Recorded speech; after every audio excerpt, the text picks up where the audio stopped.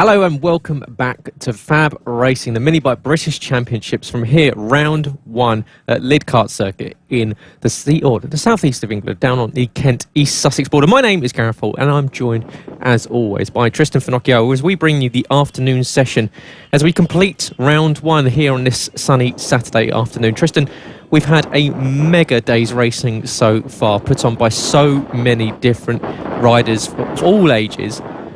Well, who have we been? Starved the weekend so far. It's got to be, either Philip Sorovac or Archie O'Brien, you've got to think. Oh, yeah, that's a tough one. Archie O'Brien has had more races, so we've seen more of him. So it's quite a bit easier to say, yeah, Archie O'Brien, man of the day. But I would say Philip Sorovac, I'm probably going to go with for that incredible ride, incredible work that he's put in over the winter. He's come back, he's come here strong, come back swinging, guns blazing, and he's doing everything. But Archie O'Brien also definitely a standout for the day because of his incredible pace, his incredible consistency, his lines, his everything. He's just been incredible. Like we said, we're going to have to look into the dictionary for more superlatives to be able to use for Archie O'Brien. But and he's finished round one really well. He's going to go into round two tomorrow. Of course, this being a double stacked weekend where we've got rounds 1 and 2 crammed into one action packed weekend here at Lydd, just like we saw last year. It produced great racing last year, and last year for round 2 we even had a bit of rain, but hopefully we can keep that away this weekend. Yeah, absolutely. So it has been a great week so far. Qualifying yesterday was very, very strong for some of these riders, and then equally moving into the races on Friday afternoon and now throughout Saturday. And as Tristan said, round 2 will actually start to begin this afternoon if all things go to plan, and then we'll complete them tomorrow morning and afternoon. Plenty of racing to sink your teeth into this Saturday afternoon, but of course you can do that all by going to FAB-Racing's YouTube and Facebook pages, where of course you can subscribe, share, like, do all the good stuff we do on the socials, or you can listen live on motorsport.radio, the world's only 24-hour dedicated motorsport streaming radio station. You can check us out on Twitter by going to @motorsportradio or @FAB-Racing, where you can use the hashtag FAB-Racing on Twitter or on Instagram to, of course, get in the conversation, talking about who you are enjoying racing, who you're enjoying watching, and equally, if you're riding, let us know how it's been, how it's gone for you so far. Always good to see you guys getting in touch, having the conversations in the comments, and of course having a great Saturday afternoon. My name, as I said, is Gareth Hall, joined by Tristan, and we'll be bringing you the next race, which will be the Mkgp 50s as they complete their third race of the first round. So what would be the final round of final race of the round, Mkgp 50s. This time, Clayton Edmonds, is he going to be the next rider up to go for that hat-trick of wins? We've seen a couple of hat-tricks so far, the likes of Bernie Hook, the likes of Archie O'Brien, the likes of Oliver Hall. Will Clayton add his name to that list of taking a hat-trick early on in the season? He's definitely looking good for it, and I'm sure he's going to be trying. But one rider that is going to be trying to stop him from taking the hat-trick here at round 1 at Lydd is going to be the number 58, Marco Holt. He lines up on pole position, so the perfect place to try and take that third win away from Clayton Edmonds, just ahead of Clayton, the number 146, in second place on the grid. Luke Schofield, he lines up on the number 64 machine in third, just ahead of the number 78, Joshua Williams. Harry Payne is fifth place on the grid on the number 11 machine, just ahead of the number 73 of Ollie Sims. Bill Harris on the number 14, he lines up in seventh, just ahead of the number 99, Warwick Brady, in eighth. And on the fifth row of the grid is going to be the number 90 of Isaiah Devine, just ahead of the number 41, Noah Guillory. Isaiah Devine representing Bermuda and doing a brilliant job. He's been really pushing up further up the field this weekend, so it's been brilliant to see his improvement compared to a year ago. Yeah, absolutely so, and this is what the best thing about the Mkgp 50 class is that it does allow these riders that are making their first appearances on these geared bikes, these Mkgp GP 50 bikes, to really progress and really learn the skills. And as I used that last season to improve, and he's come back stronger this time around. However, Clayton Edmonds on second position, he's taken 2 wins from 2 so far. Marco Holt has had a good run. This is his debut season on the Mkgp GP 50 bike, and a couple of podiums for Marco, he'll be delighted. Luke Schofield, watch out for Luke in third place, a little bit of an unknown quantity. He's had a couple of good runs so far. And Josh Williams, you were saying the other day, Josh Williams having a good start on these GP50 bikes as they get ready to start their race here, and they're about to go off, and Clayton looks as though he's going to get a good run into turn 1. behind. That's a massive change for them. Marco Holt looks like he's had a big problem there, and he's dropped right back. So I don't know if he's missed a gear or something there, or had some sort of problem. He was looking down at the bike, and he's dropped right towards the tail end of the field. Yeah, so Marco Holt, unfortunate there, but what a start. Clayton Edmonds, once again, this is something we've seen from Clayton in multiple categories, not just the MKGP 50s, but the 70s. He seems to nail these starts time after time after time.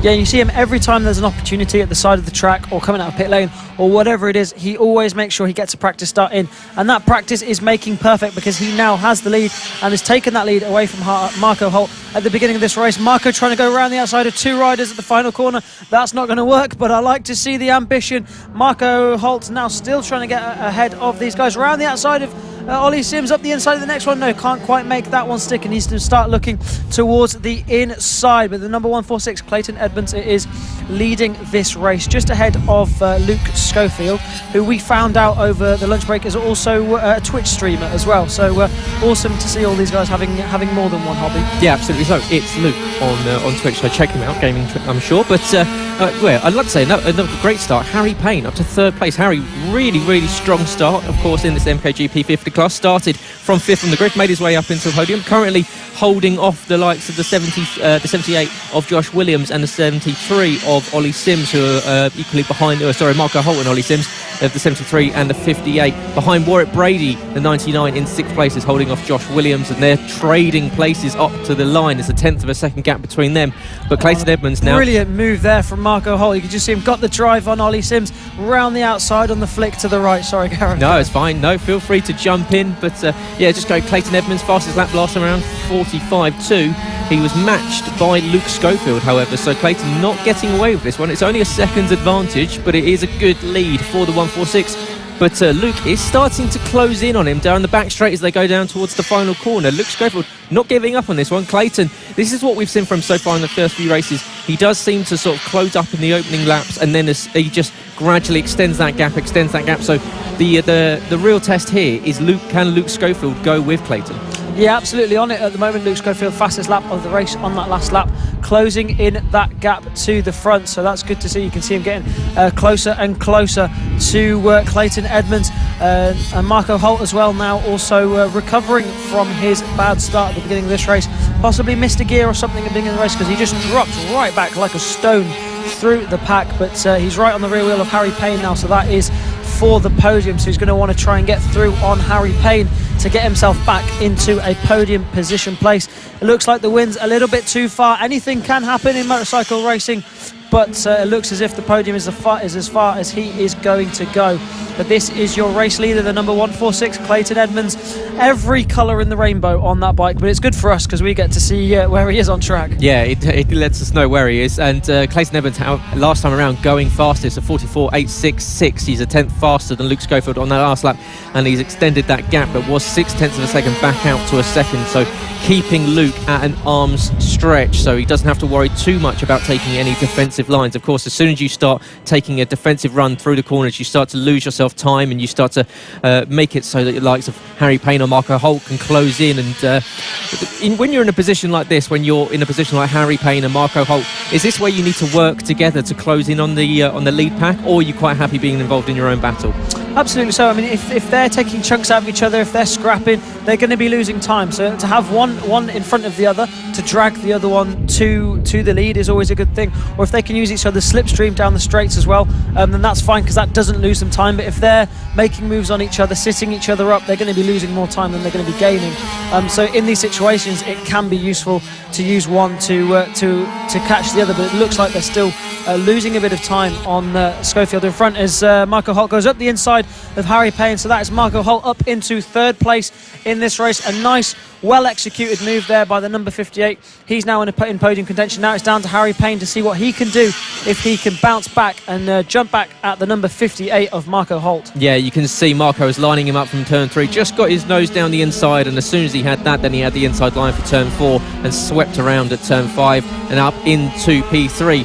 Behind the battle now going on between Ollie Sims and Josh Williams for 5th and 6th position. The gap across the line was less than 0.3 of a second as Ollie looks to come back from a bit of a unfortunate error in the last race where he went down at the very tricky turn 6. And, well, he's back up in the race, and 5th place currently. A good result so far for Ollie, but Josh Williams putting in a good showing so far on that 78. Yeah, really solid debut for Josh Williams in his first round on the Mkgp GP50 machine, and he's faring really well on that gearbox bike. He's up there with Ollie Sims, who's had a bit more experience than him in this category. So to be mixing with names like Ollie Sims is a brilliant ride from the number 78 of Joshua Williams. Really doing a good job there on the all black bike. And Bill Harris equally just behind them. He's not far off them at all, the number 14, of course, brother to Ronnie Harris, who was the Mkgp50 runner-up last year. And 3rd place in the GP50s last year was Clayton Edmonds. He's putting everything in to try and go one better this year and get that championship. He's won the first 2 races and he's looking for the 3rd. Yeah, absolutely so, and he's gone fastest. That 44.866 is the fastest lap of the race. He's, as we said at the start of this one, just starting to extend that gap out lap for lap now. He's starting to take 1/10 of a second out of Luke every lap. He's now up to 1.5 seconds. Marco Holt is 6.6 back off the back, and Harry Payne is around about half a second. So Harry's not giving up on this podium. He'd love to take a podium home from the Mkgp 50 class this weekend. And behind, Bill Harris now starting to get involved in this battle between Ollie Sims and Josh Williams. And Bill Harris on that 14, trying to emulate what his older brother Ronnie has done in the 50s and get onto that, it's the 66 for Ronnie, the 14 for Bill Harris, but putting in a really good showing at the moment, currently trying to fight over that top 5 position, sweeping around the inside, in fact trying to get around the inside of Joshua Williams, but not quite able to get the job done. Ollie Sims desperately trying to hold on to position. It's the worst thing to not only have one bike trying to get past you, but 2 almost on either side of him. But he's doing his job well, is Ollie. Just looking in front, not trying to worry too much about what's going on behind, because as soon as you start to get distracted, start to look over your shoulder, that's where you start making mistakes. Absolutely, he just needs to focus on what's in front, hit his markers, and just get into that rhythm, like we've seen so many riders doing this weekend. Needs to ride a little bit defensive at the same time, because number 78 is right on his rear wheel, and I'm sure Bill Harris is going to be looking to try and get past these guys as well. So he needs to make sure that he is covering his lines, but at the same time hitting his markers. Got a slight bit of breathing space now, but that'll just go back and forth as the race goes on. Race leader now Clayton Edmonds, fastest lap of the race earlier on.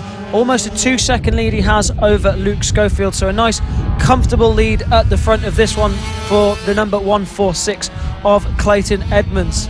Yeah, Clayton holding on to this one, looking for that hat-trick that we've seen a number of riders take so far in this first round of 2 this weekend here from Lydd Kart Circuit. And Clayton, with just about a lap and a half left to go as he enters and exits the second sector and goes on to the back straight, the 146 has got about a lap and a third to go to take home his 3rd win. And he said he was eyeing up this Mkgp 50 crown. Well, he's going to be starting off in perfect fashion with 75 championship points.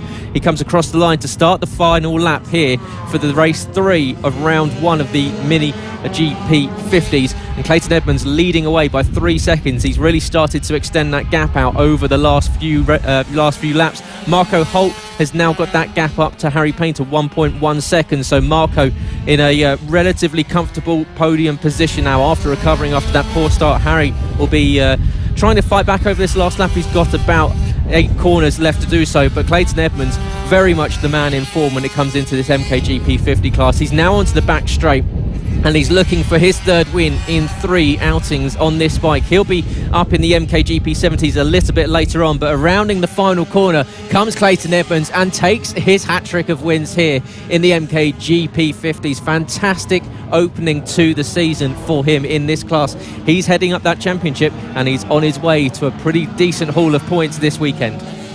Yeah, the perfect way to start off his 2021 championship campaign in the Mkgp 50s. He looks happy with that one. A brilliant second place from Luke Schofield as well, and Marco Holt, brilliant debut round for him as well. The number 58 in 3rd place. Harry Payne taking 4th. Ollie Sims taking 5th on the number 73. But a brilliant win there from Clayton Edmonds. Every colour in the rainbow on that bike, and we've seen it lead almost every lap this weekend at the Lydd kart circuit. Absolute domination by the number 146, Clayton Edmonds. Brilliant ride from him. Also an amazing debut for Michael Holt. He can take this and take all this experience into round 2 tomorrow. Of course, 3 more races for these guys, a whole round squashed into one day tomorrow, so be sure not to miss that one, because we're going to be waiting to see what can Michael Holt and the rest of the field do about the dominatrix of Clayton Edmonds.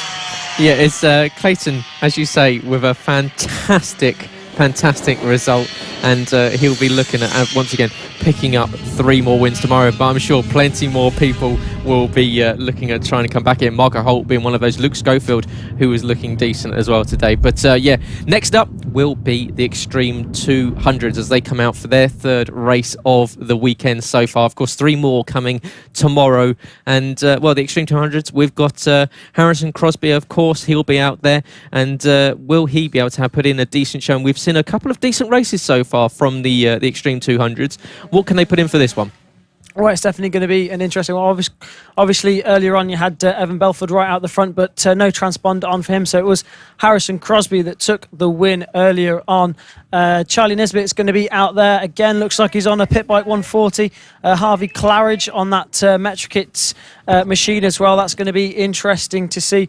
All these guys out there, a lot of these guys British Talent Cup riders, a couple of GP2 riders as well out there, obviously. Charlie Nesbitt, GP2 rider, Harvey Claridge, Cameron Horseman, all GP2 riders, so riders out there in high classes over in the British Superbike paddock. So plenty of big names in this category, but it will be GP2 rider Charlie Nesbitt that lines up on pole position. The number 86, he's on pole ahead of Harrison Crosby, the number 93 British Talent Cup rider. Evan Belford is in 3rd place on the grid on the number 52, ahead of Harvey Claridge, who's just in pit lane and struggling to get that bike started. So we'll have to wait and see if Harvey Claridge is going to be able to get out on that bike, perhaps just fiddling with something there, trying to get something fixed so he can go out. But lining up behind him is going to be Steve Cornwall on the number 4, Rossi Banham on the number 196. He's going to line up in 6th spot on the grid. On the 4th row of the grid, it's going to be Tim Cornwall, Ollie Walker, and then on the 5th row, it's going to be the number 30, Owen Mellor, ahead of the number 47, Jake Archer. 72, Cameron Horseman, he lines up in 11th place on the grid, ahead of Dylan Mellor. David Ferns, Jack Andrews and Callum Wybrow, the number 67, round out your grid. So we'll have to wait and see what's going to happen there with the number 16 of Harvey Claridge. It would be a shame not to see him run in this race. Yeah, Harvey, of course, had a very good run in the 2nd race earlier on today. We'll see if he can get out of pit road and onto the circuits, but it will be Charlie lining up on pole position. He was involved in a fantastic battle with Steve Cornwall in race 2 earlier on, with Steve just about managing to hold off Charlie, charging late on in that one as Charlie was exploring the circuit, trying to find every opportunity to get past. But we'll see if the 86 can hold off the 93 of Harrison Crosby as they get ready to kick off their 3rd and final race of the round 1 for the Xtreme 200s as they get ready. As we go, lights on, look into the lights for all riders. We're waiting for them to extinguish and lights off, and it's a good start there from Harrison Crosby. He's going to sweep around the outside and take the lead past Charlie Nesbitt into turn 1, even lifting a tyre going off the line. But it's a good start from Harrison Crosby, the 93, already up into the lead of this one. Evan Belford hasn't quite managed to stay with the front 2. He's dropped off a little bit. It's not been the greatest of starts for the guys from the back. We've got Harvey Claridge has managed to join the race. He was meant to be starting in 4th place, but at the moment we've got a breakaway from Harrison Crosby and Charlie Nesbitt just behind him. Yeah, good start there from Harrison Crosby getting up into the lead of this race. Like you say, Evan Belford has dropped back quite a few places, but it's Steve Cornwall up there in 2nd, and we've got the number 35 in there as well. That's Tim Cornwall. He's not too far behind either, but Rossi Banham also in there. He's on one of the pit bike 140, so tall order from him. Cameron Horseman trying to go up the inside, trying to create and get another place there. Not quite able to make that one stick. He was trying to make a move on the number 31 of Dylan Mellor. So good stuff to see Cameron Horseman in this one, of course. Harvey Claridge hopefully managed to get back out in this one also on a very similar livery to the number 72 of Cameron Horseman as well. Rossi Banham, you can see just in front. He's trying to make up a place. Wasn't quite able to make it stick though, but it is still Harrison Crosby out the front and just ahead of Steve Cornwall. Of course, these guys out the front on Xtreme 200 machinery, so Honda CRF 150s.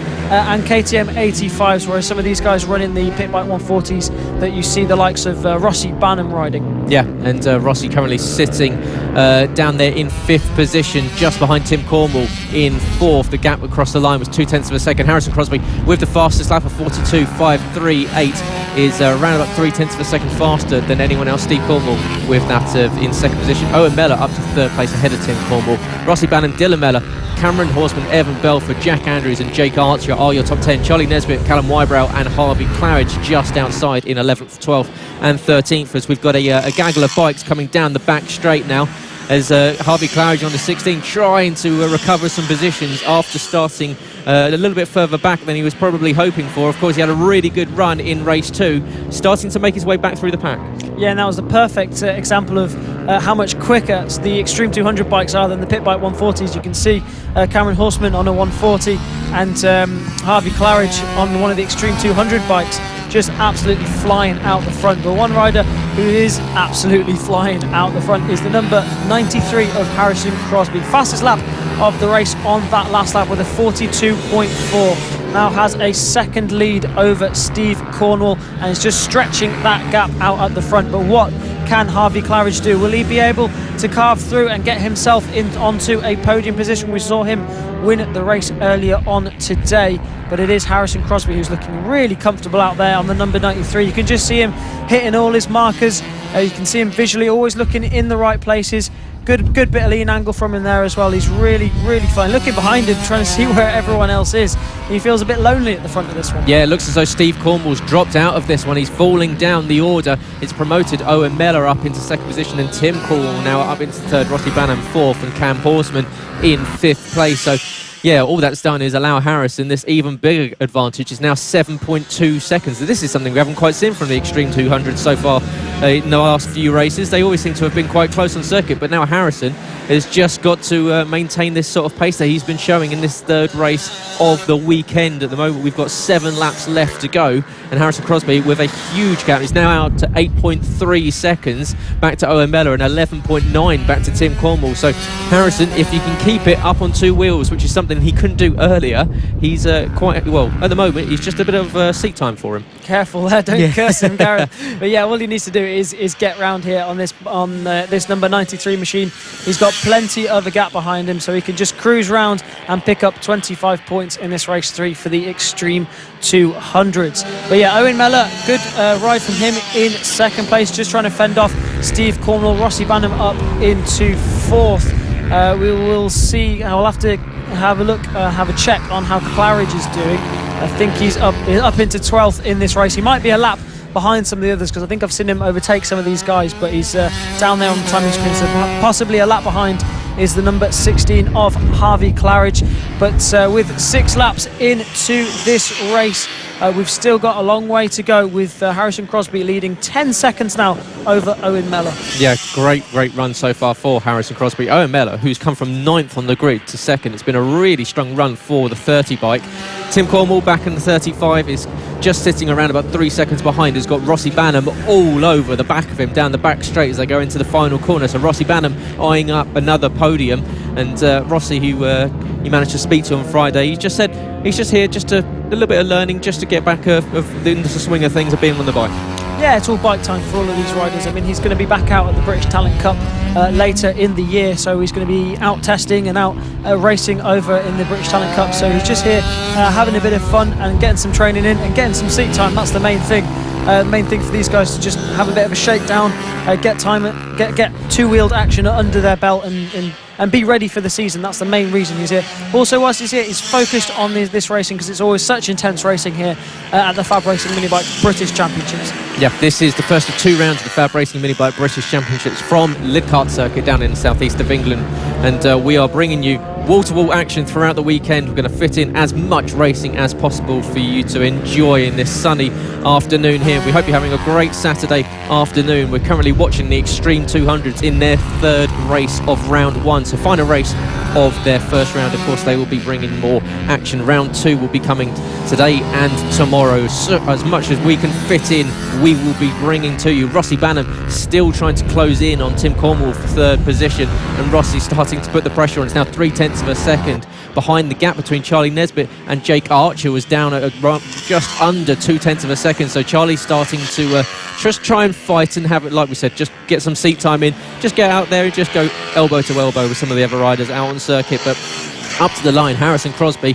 comes up and starts with 3 laps to go. He's just cruising out the front now, 14.5 seconds ahead of Owen Mellor, who's equally got a 2-second advantage over Tim Cornwall. And Tim Cornwall has got his hands full of Rossi Banham at the moment. The 196 is looking very racy. It's 0.3 of a second over the line. Harvey Claridge, down after starting from pit road, is in with the fastest lap. He's just gone and done a 42 flat, which is just a smidge to 9 thousandths of a second faster than Harrison Crosby's fastest time. So Harvey showing that if he'd been at the front, it would have been a cracking battle with himself and Harrison that we've been robbed of. But however, Harrison will be quite happy with the fact that he's just out there enjoying his Saturday afternoon in the sun here at Lydd, and he can just circulate and do the next 2 laps. But behind, we've still got this fantastic battle going on between Rossi Banham and Tim Cornwall. Rossi just can't seem to find a way through.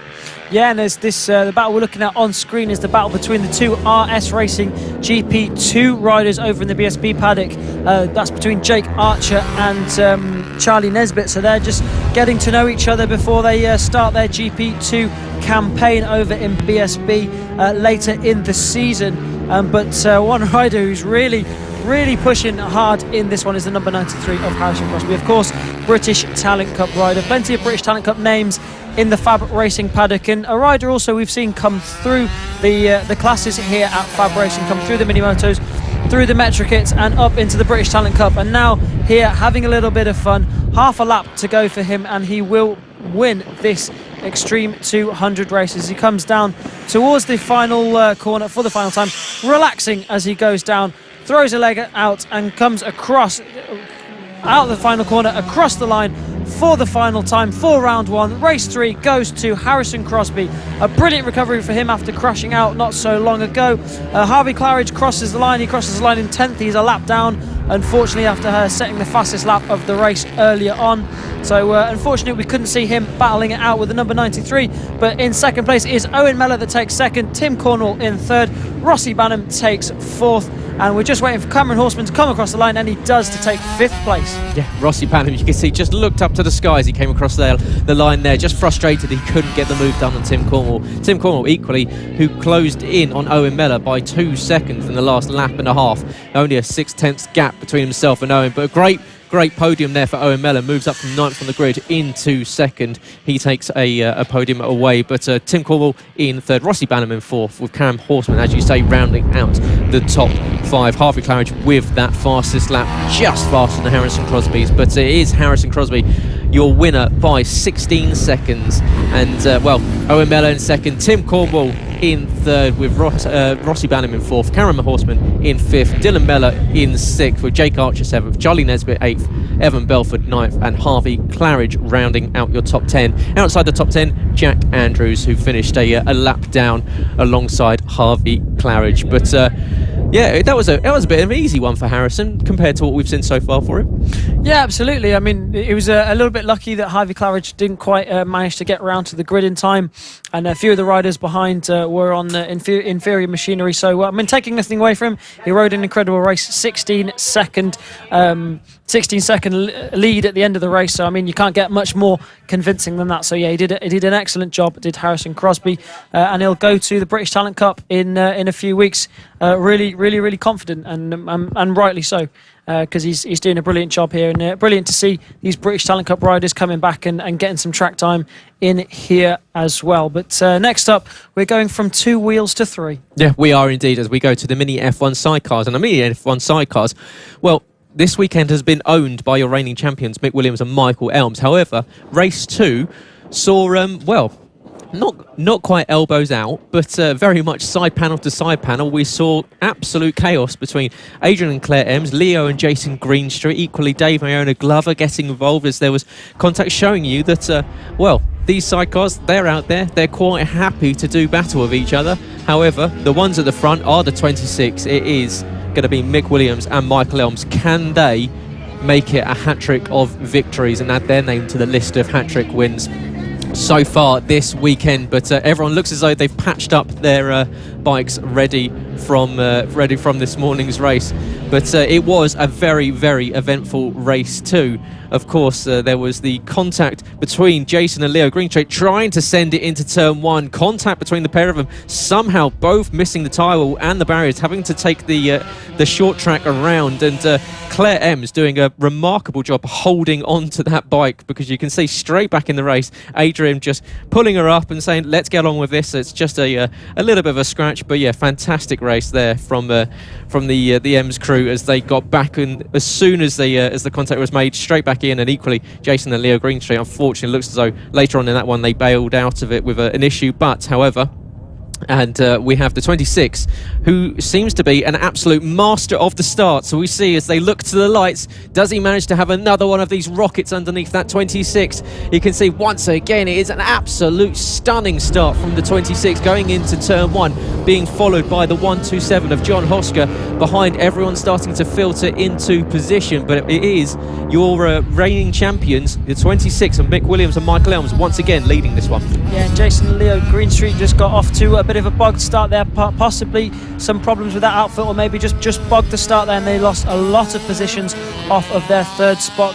So unlucky for them. They had an unlucky race earlier on as well with the incident that we saw. Of course, Jason Greenstreet and Leo, this is only his third meeting as a passenger on one of these outfits, so learning all the time, trying new seat positions and adapting to the outfit as much as he can. But looks as if they're back and ready under racing here, but it's now Claire and Adrian Ems that are all over the back wheel there, and they're just trying everything they can to get through on Vince Bailey just ahead. But Mick Williams and Michael Elms one lap down, and they already have a 4-second lead ahead of the number 127 John Hosker. We're missing Mark Parker from the grid this time around. Seemed to have some problems in the race early on, so possibly some technical gremlins just haunting them in this one, so unfortunate for them.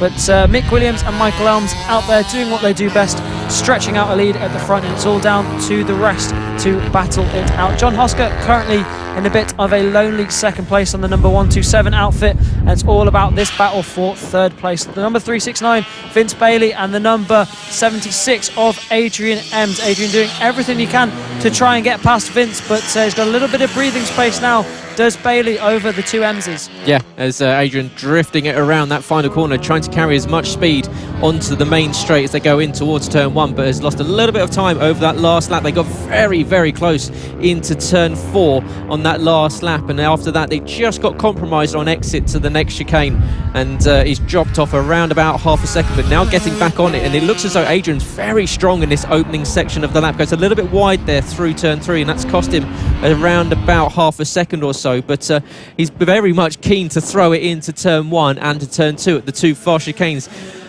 However, the partnership that are very much keen to throw into every single corner is your leading partnership, the 26 of Mick Williams and Michael Elms, who seem to be, well, hitting their markers, hitting everything, pinpoint perfectly as they make their way through turn one with 3 laps left to go in this one. The 26 bike has been in absolutely sensational form so far this season, showing exactly why they are the reigning champions.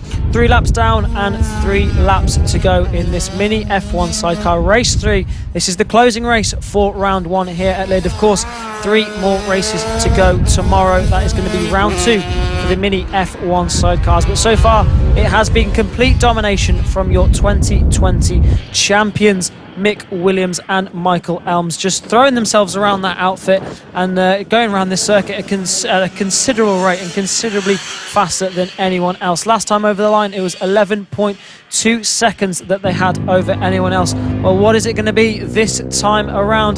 Probably considerably more than that, because we're going to have to wait a while for John Hosker to come back over the line, because these guys absolutely flying out the front, setting fastest lap after fastest lap, and really close lap times, really consistent lap times. 49.3 is their best, 49.4 was their last lap time.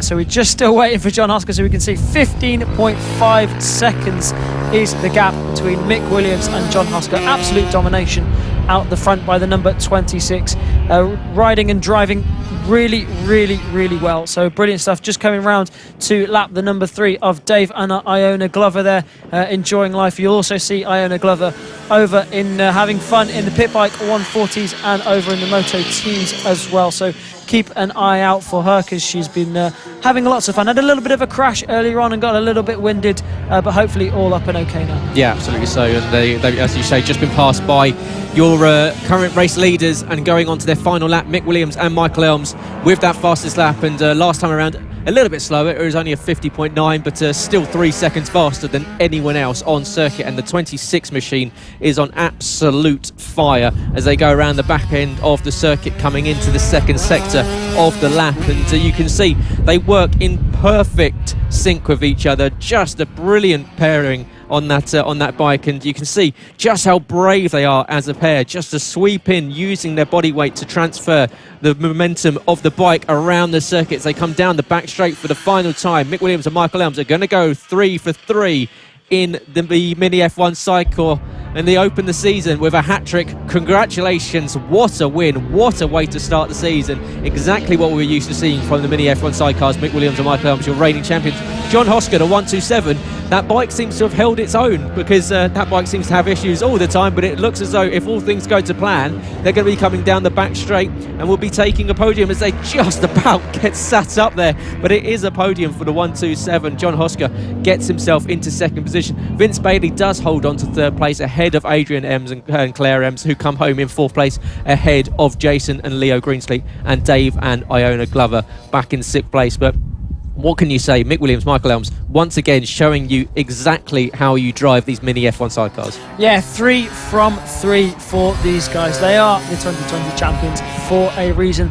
They've been in the game a long time, and it really shows, because you can really tell they are masters of the craft. When they go out there, they absolutely destroy the rest of the field. They have fun whilst doing it, and it is an absolute joy to watch. John Hosker, a brilliant second place for him and his passenger, with Vince Bailey in third on the number 369 as well. Keep an eye out for Vince later on in the Moto teams as well.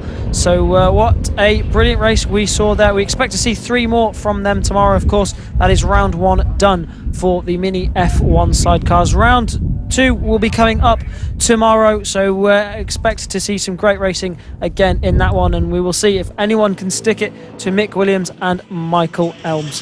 Yeah, it's going to be a tall order if anyone can catch them this season. But yeah, fantastic result. As you can see, everyone giving us a wave here, as everyone going down the back straight, the 127 and the 3, who've had a great session so far. That 127 on second place, a fantastic result for them on that yellow machine. Dave and Iona Glover working well, finishing Iona a little bit banged up after that fall earlier after contact, I believe, with Jason Pugh in the Moto team. They'll be Jason Pugh will be back out in a few races time. But next up will be the premier class of FAB-Racing. It is the Mkgp 70s. This is the final step on the road to the British Talent Cup for a number of these riders. And it is an incredibly talented paddock, incredibly talented grid of riders, and they are all making their way out onto circuit. Ethan Sparks, well, after a disappointing race 1, he managed to just hold off a resurgent Philip Sorowiak, who charged his way from 4th on the grid into 2nd. And Philip, as you were talking to earlier on in the broadcast, has very much been an absolute revelation this season so far. Yeah, absolutely. Rider of the day for me, Philip Sorowiak, absolutely flying on that GP70 machine. 14th overall in GP50s last year, and he's come out in the GP70s swinging, really confident, really guns blazing, and it's brilliant to see. It really is. He's in a good position on the grid as well. He's been pretty quick all weekend, so it's going to be interesting to see what he can do in this race as well. It is Ethan Sparks who will line up on your pole position, though. He is race 2 winner from earlier on. Henry McCartney finished on the podium early on, the number 31. He'll line up second place on the grid. Mason Foster, the number 88, he is third, just ahead of Philip Sorowiak.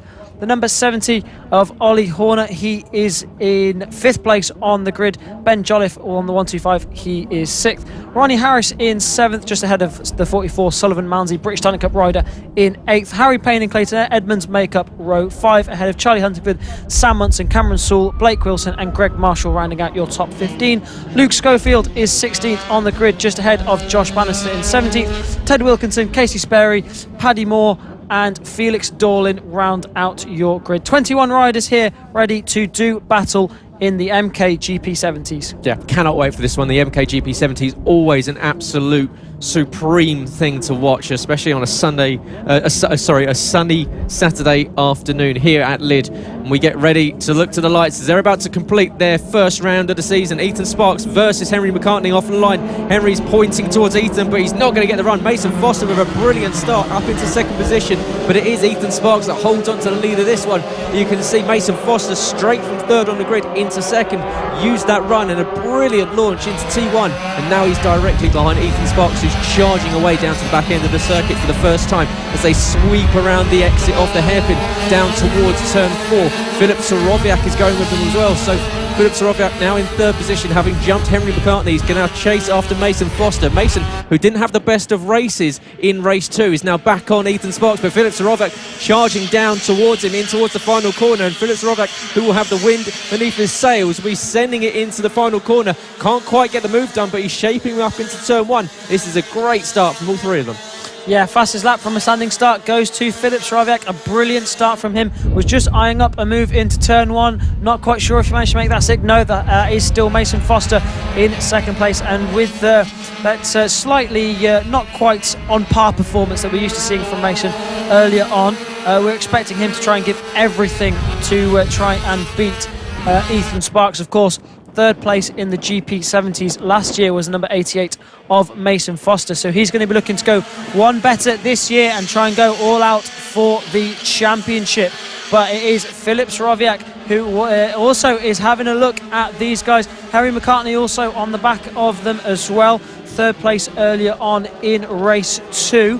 Of course, Mason Foster already has a win this season. Ethan Sparks already has a win this season. So now it's down to Philip Soroviak and Henry McCartney. Can they get the 3rd race win of the year and the 3rd race win of the round 1? It looks pretty good with Ethan Sparks at the moment. He's hitting all his markers, hitting his lines, but it's not over just yet. There's only 2 laps into this race, and any of these 4 could take the win. Yeah, absolutely so. Of course, Ethan Sparks coming off the 2020 season where he finished up as the AC40 Pro champion and the GP50 champion as well. Mason Foster, of course, formerly a 2-time AC40 Pro champion, and Philip Soroviak in his debut season on the MKGP 70s, hassling the pair of them. In fact, they're being followed by Henry McCartney, who of course had a bit of a slow start, but he's now got himself back up in this leading quartet. But here comes Philip Soroviak, sending it down the inside of Mason Foster. What a move there from the 75, gets the move done, and now up into 2nd position. Mason Foster just caught a little bit unaware there, probably wasn't expecting Philip Soroviak just to go for it, but what a move there from the blue.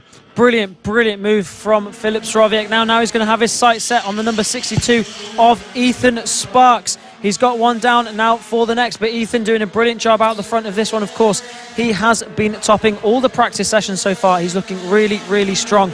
Sullivan Mounsey is now up to 5th place on the number 44, one of the British Talent Cup riders for 2021 as well.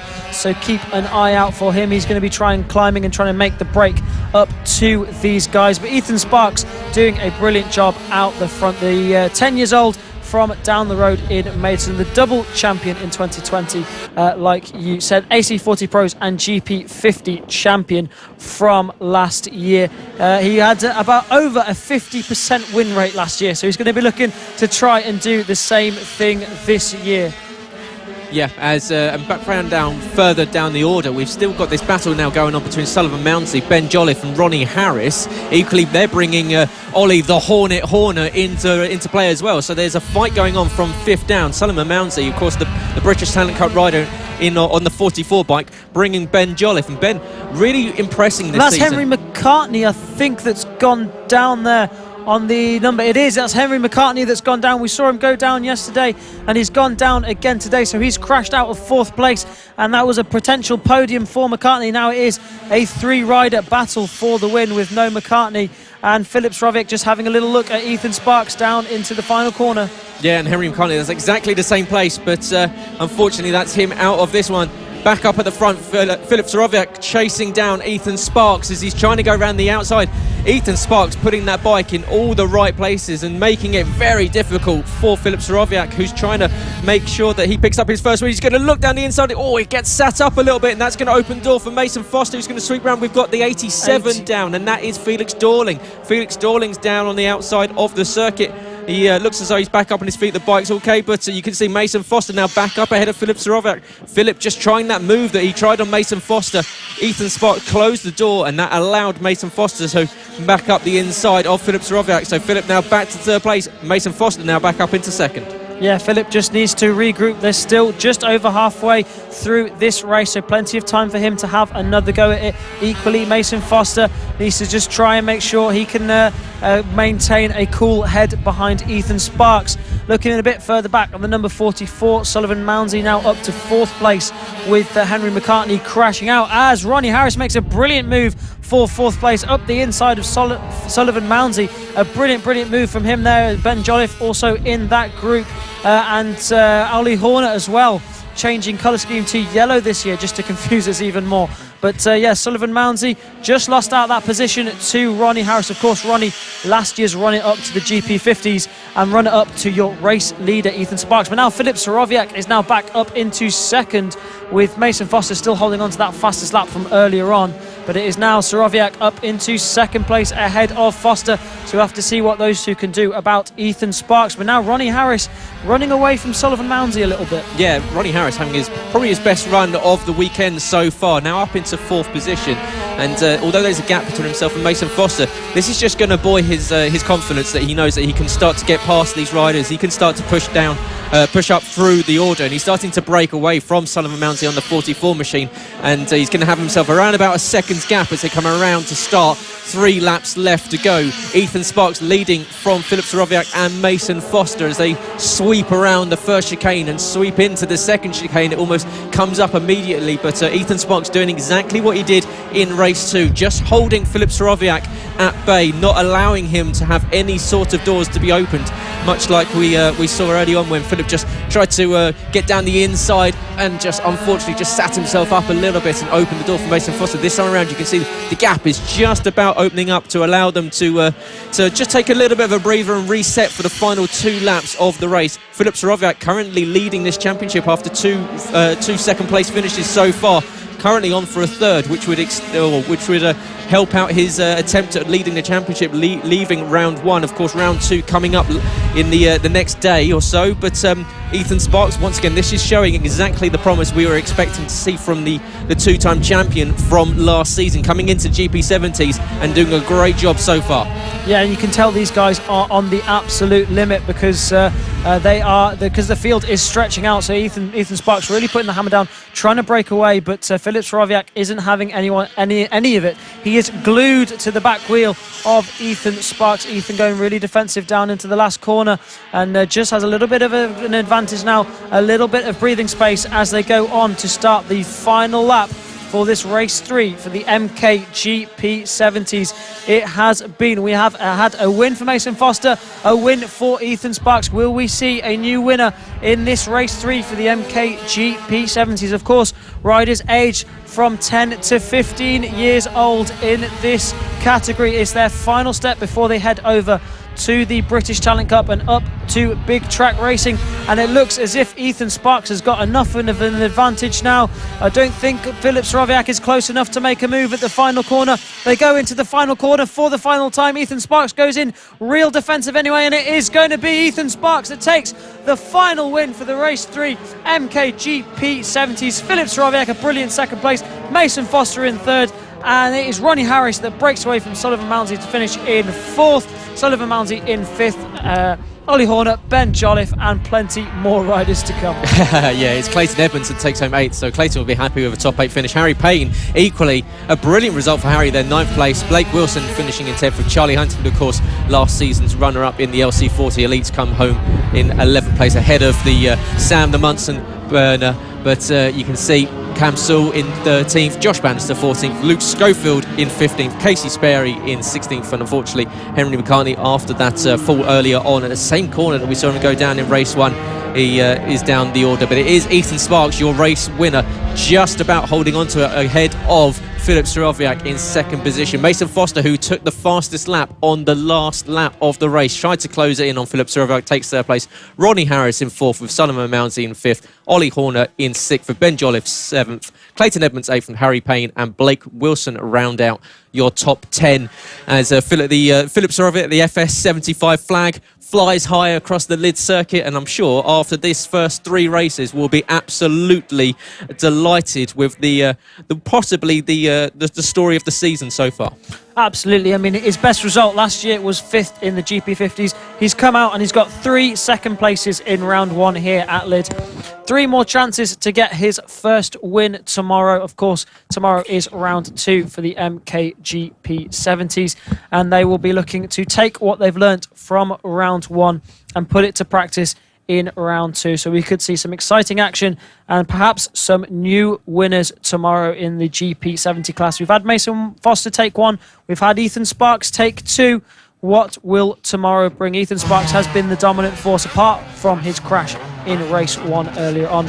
So it is all about what is going to happen tomorrow at round 2. So be sure not to miss that one. But now moving from the juniors, we go back to the seniors, the Moto team category. Always a brilliant category to watch. We've had new name take all the wins so far, Jamie King. Will he be able to do it again? Yeah, it's looking as though Jamie is the one to beat in this category. Jason Pugh, back on the 8 bike, well, he had not the greatest of races. Unfortunately, it looks like it was a little bit of contact between himself and Iona Glover. But it's good to see Iona back out on the bike in this one after being a little bit winded with that fall in that last one. But it was Fraser Kinnaird that managed to take the win in that class just ahead of Jason Pugh. We've got a bike just pulling off to the side. This is Will Howarth again having issues with that bike. Poor Will Howarth has come to Lydd, and unfortunately it seems every time he's rolled out on the circuit the bike just don't want to play ball with him. Yeah, really strange that, because normally, I mean, we see these Mkgp machines do battle in the GP50s and GP70s, and most of the time they are okay. So really strange one to see. We'll have to find out what's happened there with Will Howarth's bike. Unfortunate that he won't be a part of this race because he is such a strong contender, but I guess we'll see if he can come back for round 2 tomorrow. But looking ahead to the Moto team category, 2 wins from 2 so far it has been for Jamie King. He will be looking to make it a 3rd, but Jason Pugh will be looking to take that one away from him. We'll just have to wait for Will Howarth to get to the pits before we can get this race started and underway. So the nerves will be building for all the riders on the grid. They're going to have to wait to get their race started. You see Jamie King has just changed his leathers there, but he is the number 76, ready to go, and we are away. They are looking to the lights for the 3rd time for the Moto team, and it was a good start from Jason Pugh from pole position. He defends his 1st place going into turn 1. It's Jamie King who is now in 2nd, of course, race 1 and race 2 winner. But all these guys side by side as they make their way through the first few turns, and Jason Pugh already with a good bit of a lead now. So we're going to have to wait and see if Jamie King can bridge that gap. A few moves being made further back. I believe that's Kinnaird on Vince Bailey. Yeah, Alistair Kinnaird getting past Vince Bailey back further down the pack, but it is Jason Pugh that's made a good start and held the lead going down the back straight for the first time of this one. 76 of Jamie King following not far behind, and just trying to close in, but it's been a good start from Jason after a couple of races so far where it's maybe not quite gone in his favour when it comes to the first lap or so. But Ian Jackson off the line is the fastest. A 49.962 is the only rider inside the 49s. Jamie King did a 50.051. Jason Pugh only with a 51.490. So it shows you that Ian Jackson with a really hot lap there to open this race. He's currently in 3rd place with Bernie Hook just behind him. Phil Mapplebeck back in 5th with Fraser Kinnaird in 6th. Phil Joyce in 7th. Alistair Kinnaird in 8th with Vince Bailey and Iona Glover rounding out your top 10. And there is Will Howarth just bringing that Mkgp bike back into the pits. Really unfortunate we can't see him racing in this one, but we're focused on the action that is happening right now. Jamie King looking to see if he can catch down the baby blue number 8 of Jason Pugh. It was Jason Pugh who had the fastest lap of the race. No, it was Jamie King that has the fastest lap of the race on that last lap. 2 laps down for this race 3 for the Moto team. And Jamie King isn't on the bike because he's just joined us in the commentary box. So we'll have to find out who's on the bike there. No, you were surprised that there was a new set of leathers on that bike, and he's just appeared in the commentary box. So clearly not, but it's of course the Moto team is exactly what it says. You can have anyone on that bike. That bike is the thing that gets you the points. The rider does make a difference. So you put anyone on that bike. We can get Valentino Rossi in if he wants to have a ride here. Maybe you can... It would be nice if the riders told us every now and then if they were going to put a different rider on their bike. But Jason Pugh leading away from the proxy of Jamie King, the 76. Let's just say the 76 in 2nd place. Ian Jackson in the 3rd. It's Chris Wells on the bike. So Chris Wells, who's already done very well so far this weekend. So it's probably a good replacement for Jamie King on that 76. But Jason Pugh still leading away. And in fact, last time around, a 46.383 is the fastest lap of the race. We've got 8 laps left to go. Ian Jackson still hassling the back end of Chris Wells in 2nd position. Bernie Hook dropping back a little bit, and Fraser Kinnaird trying to close in on Bernie Hook. Fraser Kinnaird, of course, won that category in the 2nd race. Phil Mapplebeck just under a second behind. Phil Joyce, Alistair Kinnaird, Vince Bailey, and Iona Glover rounding out the top 10.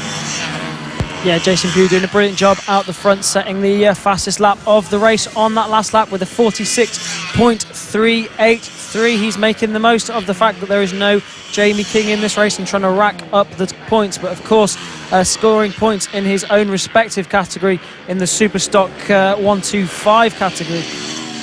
As down the back end of the order, Alistair Kinnaird is involved in a cracking battle with Vince Bailey in 8th and 9th position, but they are all fighting over position. This Moto team class going right down to it. Of course, not just fighting for the win, it's all battles throughout the order. As Alistair Kinnaird on the 5 bike, probably with the best leathers in the race, is fighting his way to hold off Vince Bailey on the 369 bike as they sweep down the back straight, and it is still Jason Pugh who is desperately trying to hold off Chris Wells, who's now starting to close back in a little bit. It's now only 1.6 seconds. Ian Jackson 0.6 of a second behind as Chris Wells comes across the line. In fact, that gap now has closed right up. It's now only 0.2 of a second. Seemingly either back marker caused Jason Pugh a little bit of an issue there, because that gap has closed up to well within striking range of Chris Wells in 2nd position.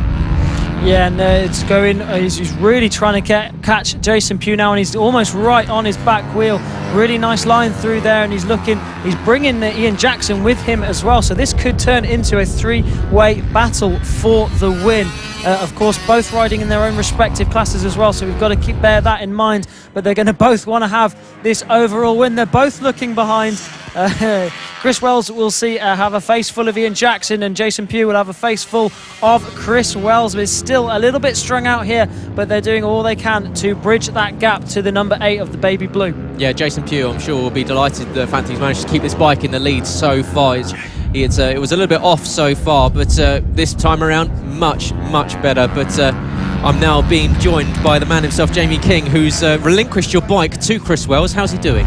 Yeah, it's his first time on the bike this race, so he had literally the warm-up lap, and now he's learning the bike. So yeah, he's not too bad. We knew Jason would be tough. He is a quick rider, Jason. So yeah, but Chris is doing well. Hopefully he can try and put a move in before the end. And it's your first season in this category. How's it been so far? A couple of race wins. Yeah, the 125 has run really mint. A lot better than the 140 has so far. But we're slowly getting there with the 140 now. We're slowly finding a good setting with it, and we've moved up a few places for the 140s tomorrow on the grid. So hopefully that'll help out a bit.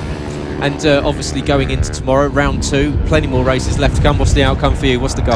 We're going to try and break the top 5 in the 140s, try and go with that fast group. We're about a second off the leader at the moment, which is nothing.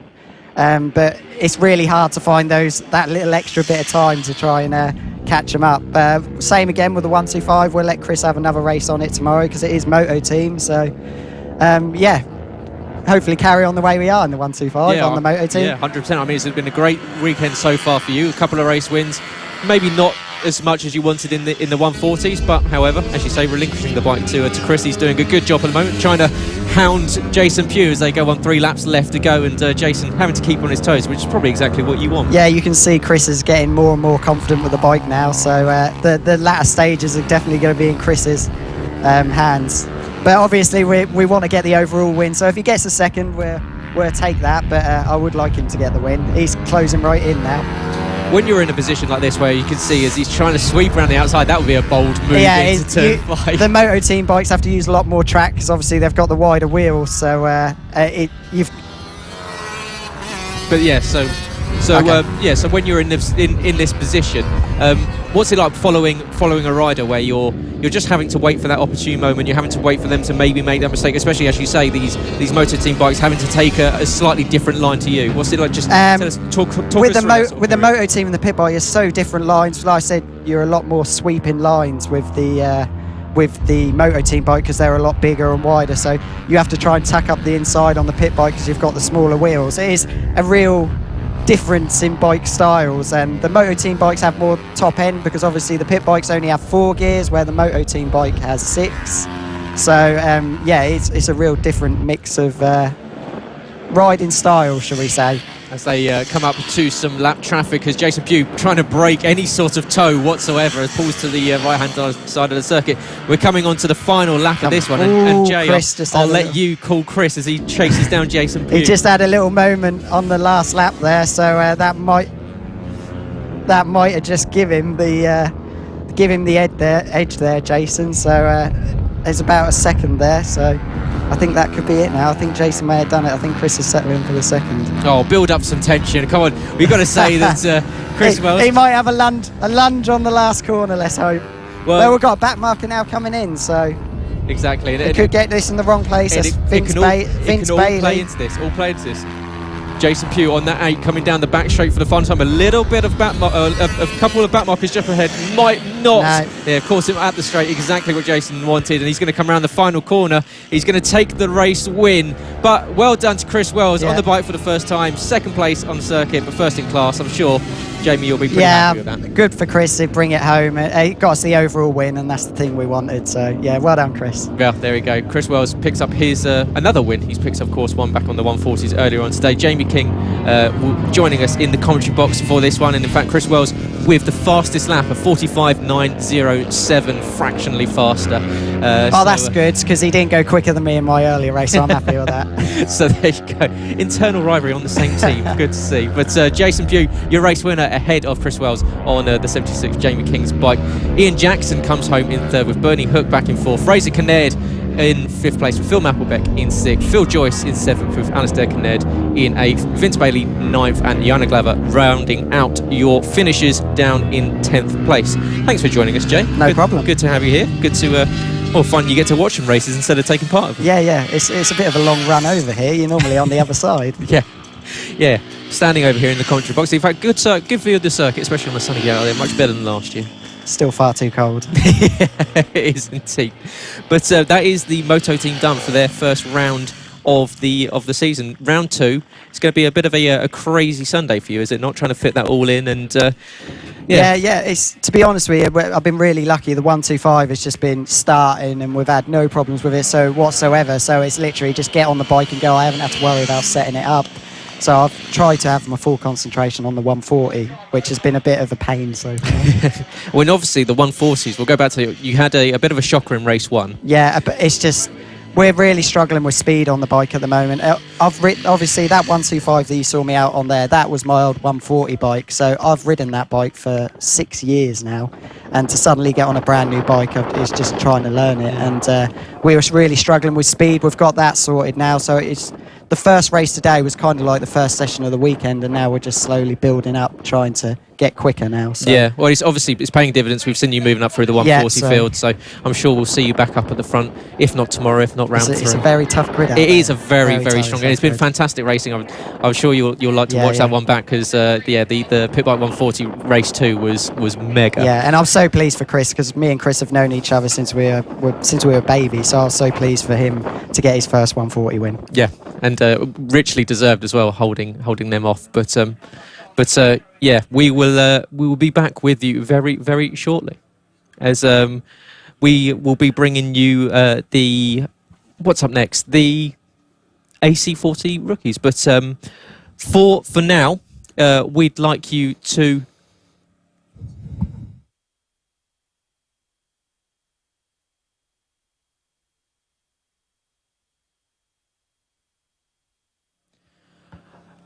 Good afternoon, paddock. Good afternoon, paddock. Please note that by 3 p.m. this afternoon, all engines in the paddock must be switched off as we observe a minute's silence in remembrance of His Royal Highness Prince Philip, Duke of Edinburgh. So please remember that by 3 p.m. this afternoon, all bikes must be switched off for that period after 3 p.m. for a 1 minute's silence.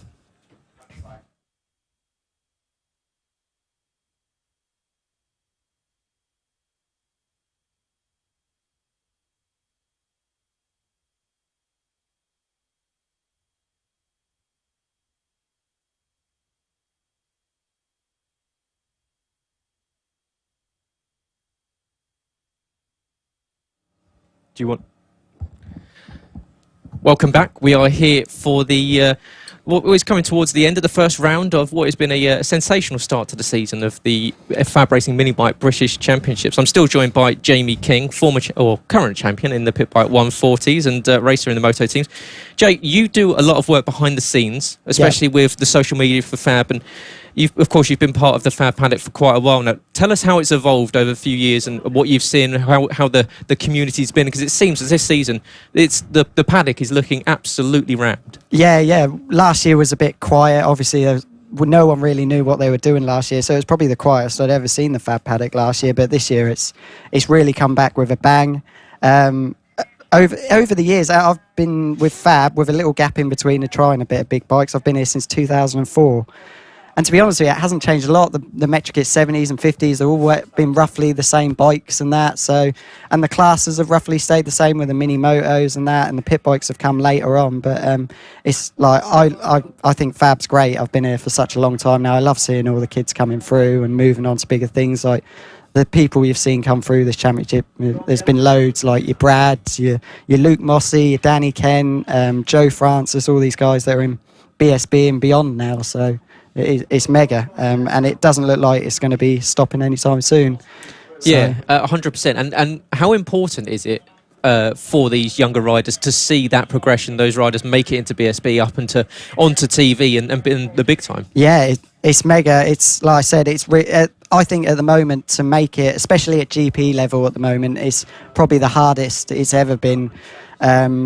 Especially to do with cost and things like that and getting rides. But if we just keep, it sounds horrible, churning out these youngsters, we just hope that some of them will make it all the way. And like I said, we've got no riders in MotoGP at the moment. We've got a fair few in Moto2 now. Fraser's gone into it for this weekend. Obviously, we've got Sam and we've got Jake. So hopefully we're going to see some more start coming through soon, and hopefully some of these FAB lads, because over the years, there's a lot of talent at this moment, these like current years in FAB. So I think we're expecting to see a few come through. Yeah, absolutely. So it is looking very promising in the next 5 to 10 years for British motorcycle racing. They are looking ever so strong as we've got so many making their way through to the British Talent Cup paddock at the moment, and the BTC looking very, very strong. Oh yeah, you think 80% of the riders in that, it's like a 70 class from 2 years ago, isn't it? I mean, it is unbelievable. So I think we've got some really good talent. There's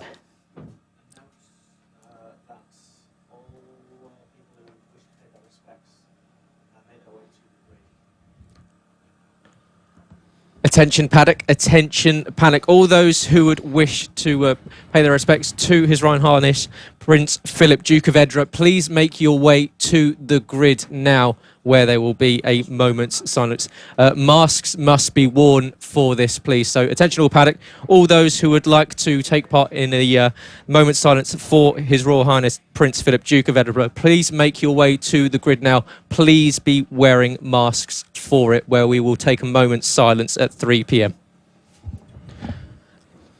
And so back with Jamie King. Yeah, so we were just saying the BTC loaded with talent from FAB at the moment, and you can't think that's going to change anytime soon. We've seen, I mean, the 70s this season is absolutely stacked. You think Mason is riding really well. Also, Ethan Sparks. I know he had his off yesterday, but he's also riding really well.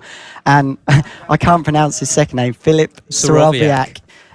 What a massive jump he's made this season. I mean, he was midfield in 50s last year, and he's clicked with that 70s so well. So, yeah, that is, and he's got an unbelievable riding style as well. I love his riding style. He really does lean off the bike. So, he's probably one of the people who surprised me the most. I try and watch as much of the racing as I do, but how he's just got onto that bike really quickly and just gelled with it straight away is very impressive. Yeah, 100%. I mean, first season on the 70s, and as you say, 3 second-place finishes, leading the championship, leading round 3, and as you say, a fantastic young racer that has just come from absolutely nowhere. Was kind of running at the back, best place of 5th place in last season, 14th in the championship of the 50s. Comes in, and you've got to think that he's. What does that do to your confidence when you kind of come out from nowhere and suddenly you just hit the ground running and straight into the lead? It's mega. I've had it before where sometimes maybe you question yourself, but it could be the bike. It only takes something slight to be wrong with a bike, and you're a second off. And in 50s and 70s, a second can put you from.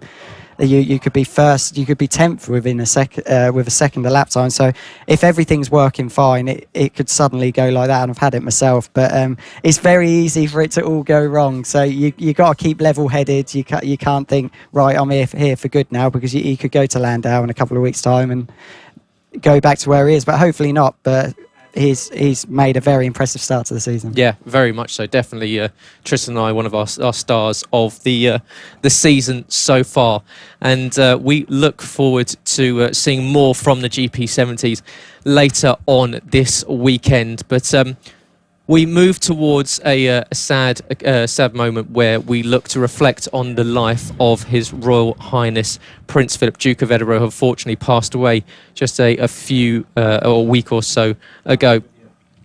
Prince Philip, of course, the longest reigning consort to the Queen, and we will be joining in a moment's silence as we observe a national 1 minute silence for His Royal Highness Prince Philip, Duke of Edinburgh. And the FAB paddock, of course, would love to be paying their respects to him here at the circuit in Lydd, down in the southeast of England, here on this sunny afternoon. But it is a sad moment, but beautifully respected and remembered by those in the FAB paddock. So,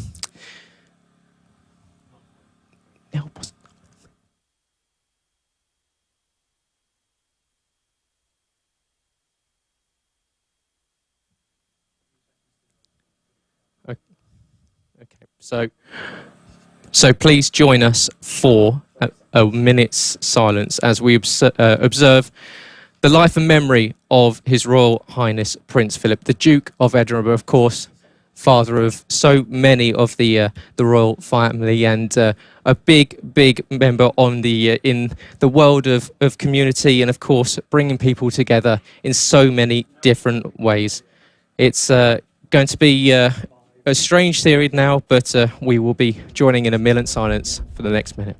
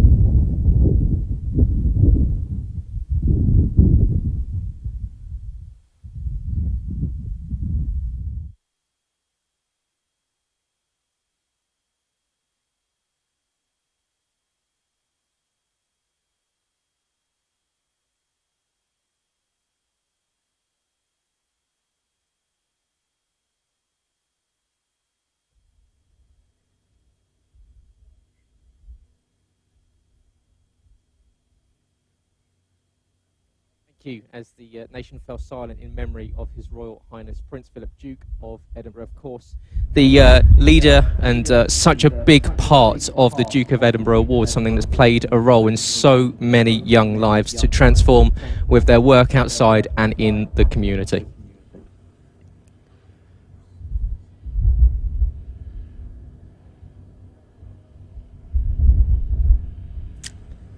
Thank you very much as we remember Prince Philip, His Royal Highness, Duke of Edinburgh, a life well lived in the community, of course, working with the Duke of Edinburgh Award to bring so much to the young people in the community and the environment.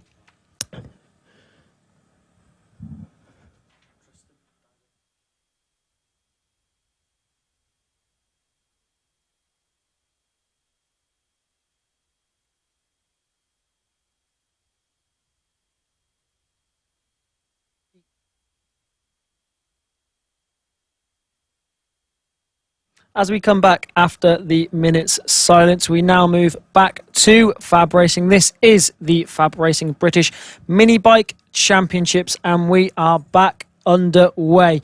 We've had the first set of races for round one, and we're going to be finishing off round one here at Lydd today. Of course, a double stacked weekend. So round two will take place tomorrow. All the races for round two will be tomorrow. So 3 races for each category tomorrow. It's going to be action packed. It's going to be brilliant. But for the rest of the day, we are going to be finishing off round one. So a few more races left to go. We've seen a handful of riders take the hat trick, the likes of Clayton Edmonds, Archie O'Brien.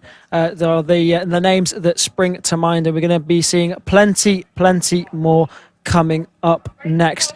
Of course, we have finished round one, so we were going to be moving over to the AC40 Pros for race one of round two. They've had 3 races so far this weekend. They have 3 more left, and they're going to be starting their round two very shortly. Yeah, and the AC40 Pros in their first race of round 2. So it feels like it's race 4, but very much the brand new round. So, Tristan, we have to almost reset ourselves and go back to a feeling like it was a new weekend. It's a new day. However, the AC40 Pros, well, the man in form is Archie O'Brien. He's already taken a hat-trick of wins, not only in the AC40 Pro class, but the LC40 Elites. He's absolutely on fire. But coming into this one, he's definitely going to want to make it another victory here in the AC40 Pro class and extend that win streak that currently lies at 3.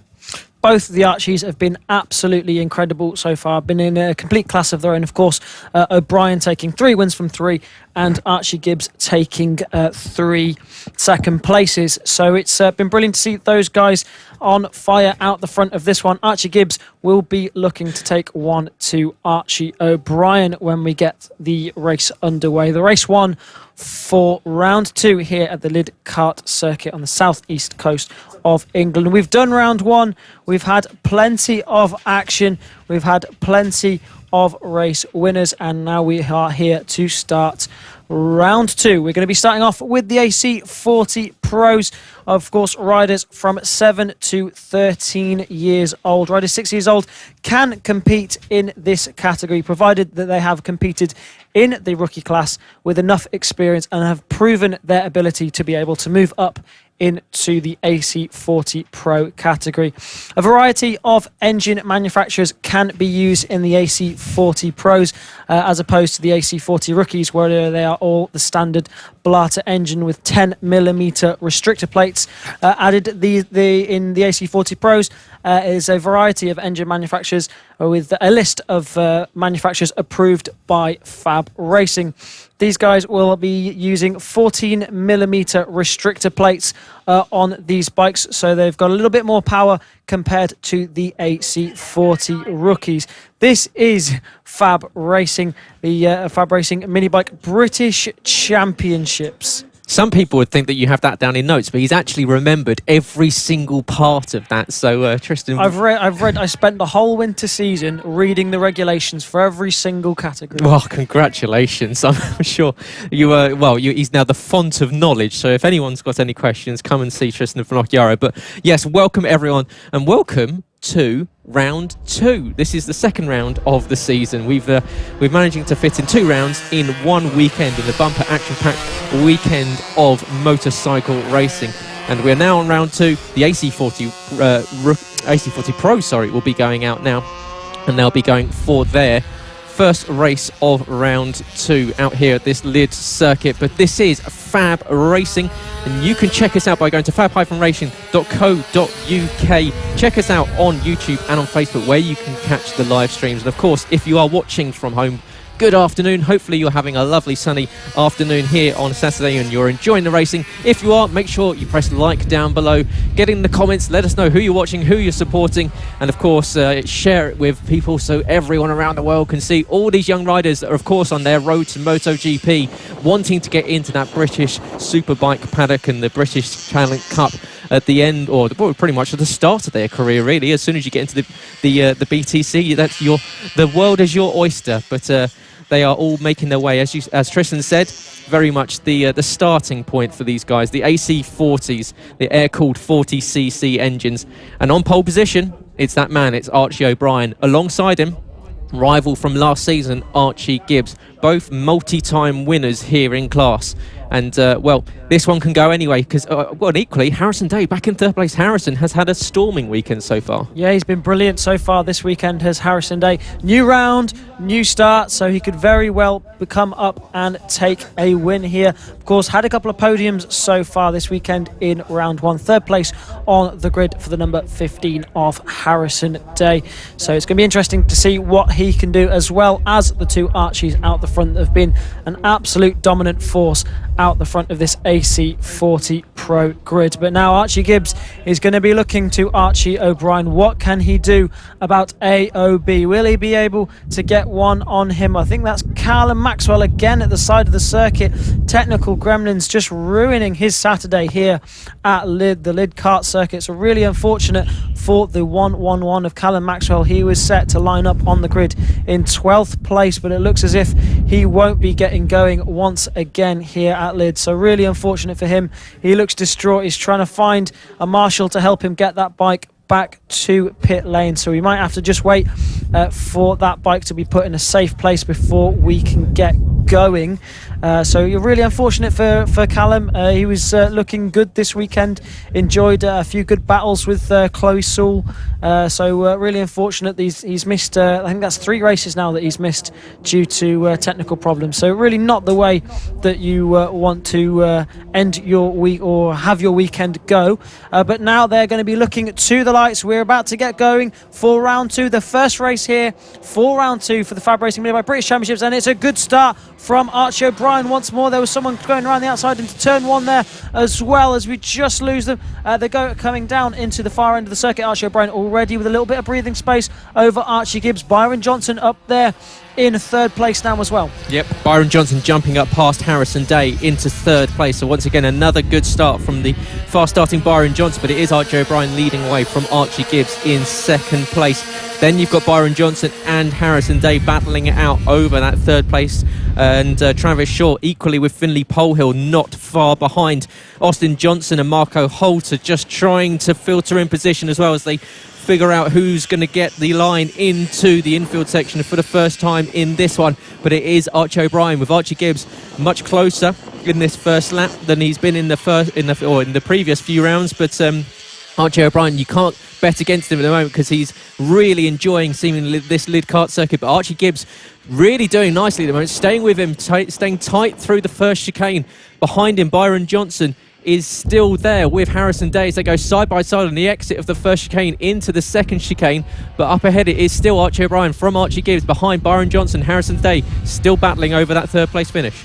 And just a confirmation there that Callum Maxwell isn't getting started into this race. You can just see him wheeling his bike back there. We saw him earlier on, so we know that he is not participating in this race. But it is Byron Johnson now who is made his way ahead of Harrison Day and is just fending him off for this place. You see Austin Johnson a little bit further back there as well. Travis Shaw also in there. The 2 Archies have cleared off out front, and now this is a big gaggle of riders, a big train of riders they're battling it out for the final spot on the podium. Archie Gibbs looks really determined. He's not letting Archie O'Brien get away this time. He wants to have it come his way this time for race 1 for the AC40 Pros.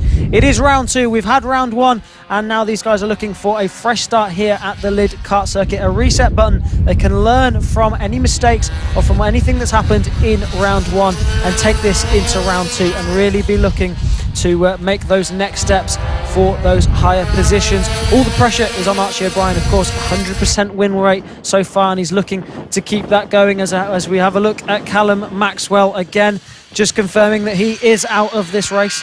Yeah, so Archie Gibbs still staying with Archie O'Brien, and Archie Gibbs, I really like watching his style around, because he stays so focused. Even though he's in second position, you can see he's completely fixated on the rear end of Archie O'Brien, just making sure that he follows him around every corner, not willing to give up any time to the 91 leading this one. You can see this time around Archie O'Brien isn't extending that gap like we've seen so far in the opening 3 races.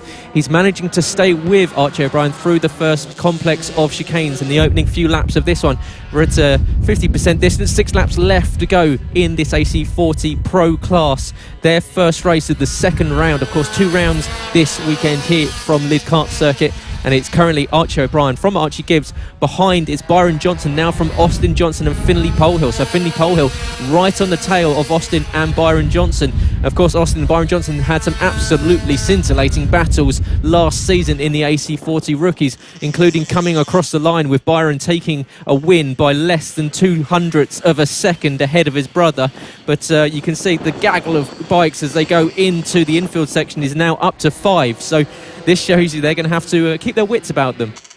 Yeah, absolutely so. And these guys really battling it out here for this final spot on the podium. Harrison Day, brilliant weekend so far from him, and he's really flying on this, just splitting up the 2 Johnsons, both of those guys on the Team Evolution Engineering bikes on TiVo chassis, and he just has a little look up the inside, does Harrison Day, but can't quite make a move stick on the number 37 of Byron Johnson. Archie O'Brien sets the fastest lap of the race on that last lap with a 55.9. He's out there leading at the front with Archie Gibbs. Yeah, Archie Gibbs in second position, Byron Johnson currently in third, with Austin Johnson in fourth, Finley Polehill, and then you've got Harrison Day behind, who's got Travis Shaw and Lewis Hull. Lewis Hull trying to stay in contention for a decent result. He's of course making his first full season in this AC40 Pro class, moving up from the rookies last season, where he had a couple of fantastic races with Oliver Hall, who of course we'll be seeing next up as in the AC40 rookies.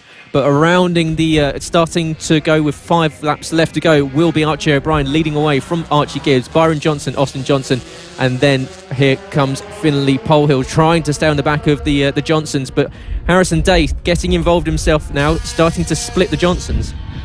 Yeah, Harrison Day really fighting for this podium. He really, really wants it. It's between him and the rest of this group. But it's Byron Johnson who's defending really well, just leading this train all race long so far. Of course, they've done 5 laps so far, so just a few more laps to go for these guys as they navigate their way around this Lydd kart circuit for race 1 of round 2 here. Of course, 3 races down already. Here's a quick look down into the infield section.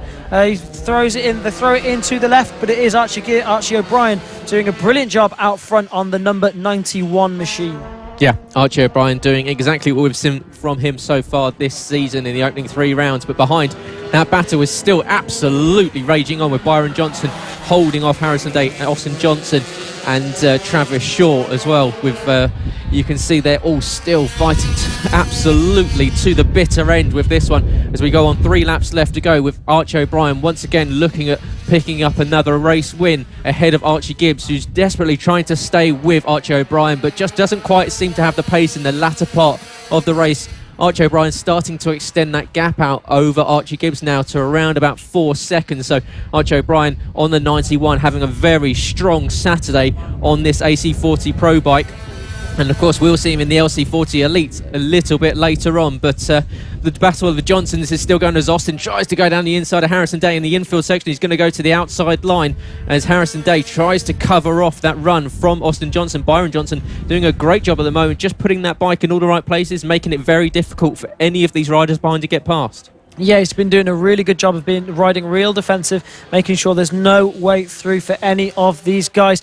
And Harrison has been trying. He's had a look at a couple of corners, but perhaps just biding his time, waiting until a bit further in the race. But he can't wait much longer because this is the final lap, an 8-lap dash for the AC40 Pros. But here is the leader and your round one, 100% race lead. I think we have one more lap left. We do have one more lap. He's jumping the gun. It's just Archie O'Brien's about to take the final lap board. So here he comes onto the final lap. The 91 starting to close in on Chloe Sewell.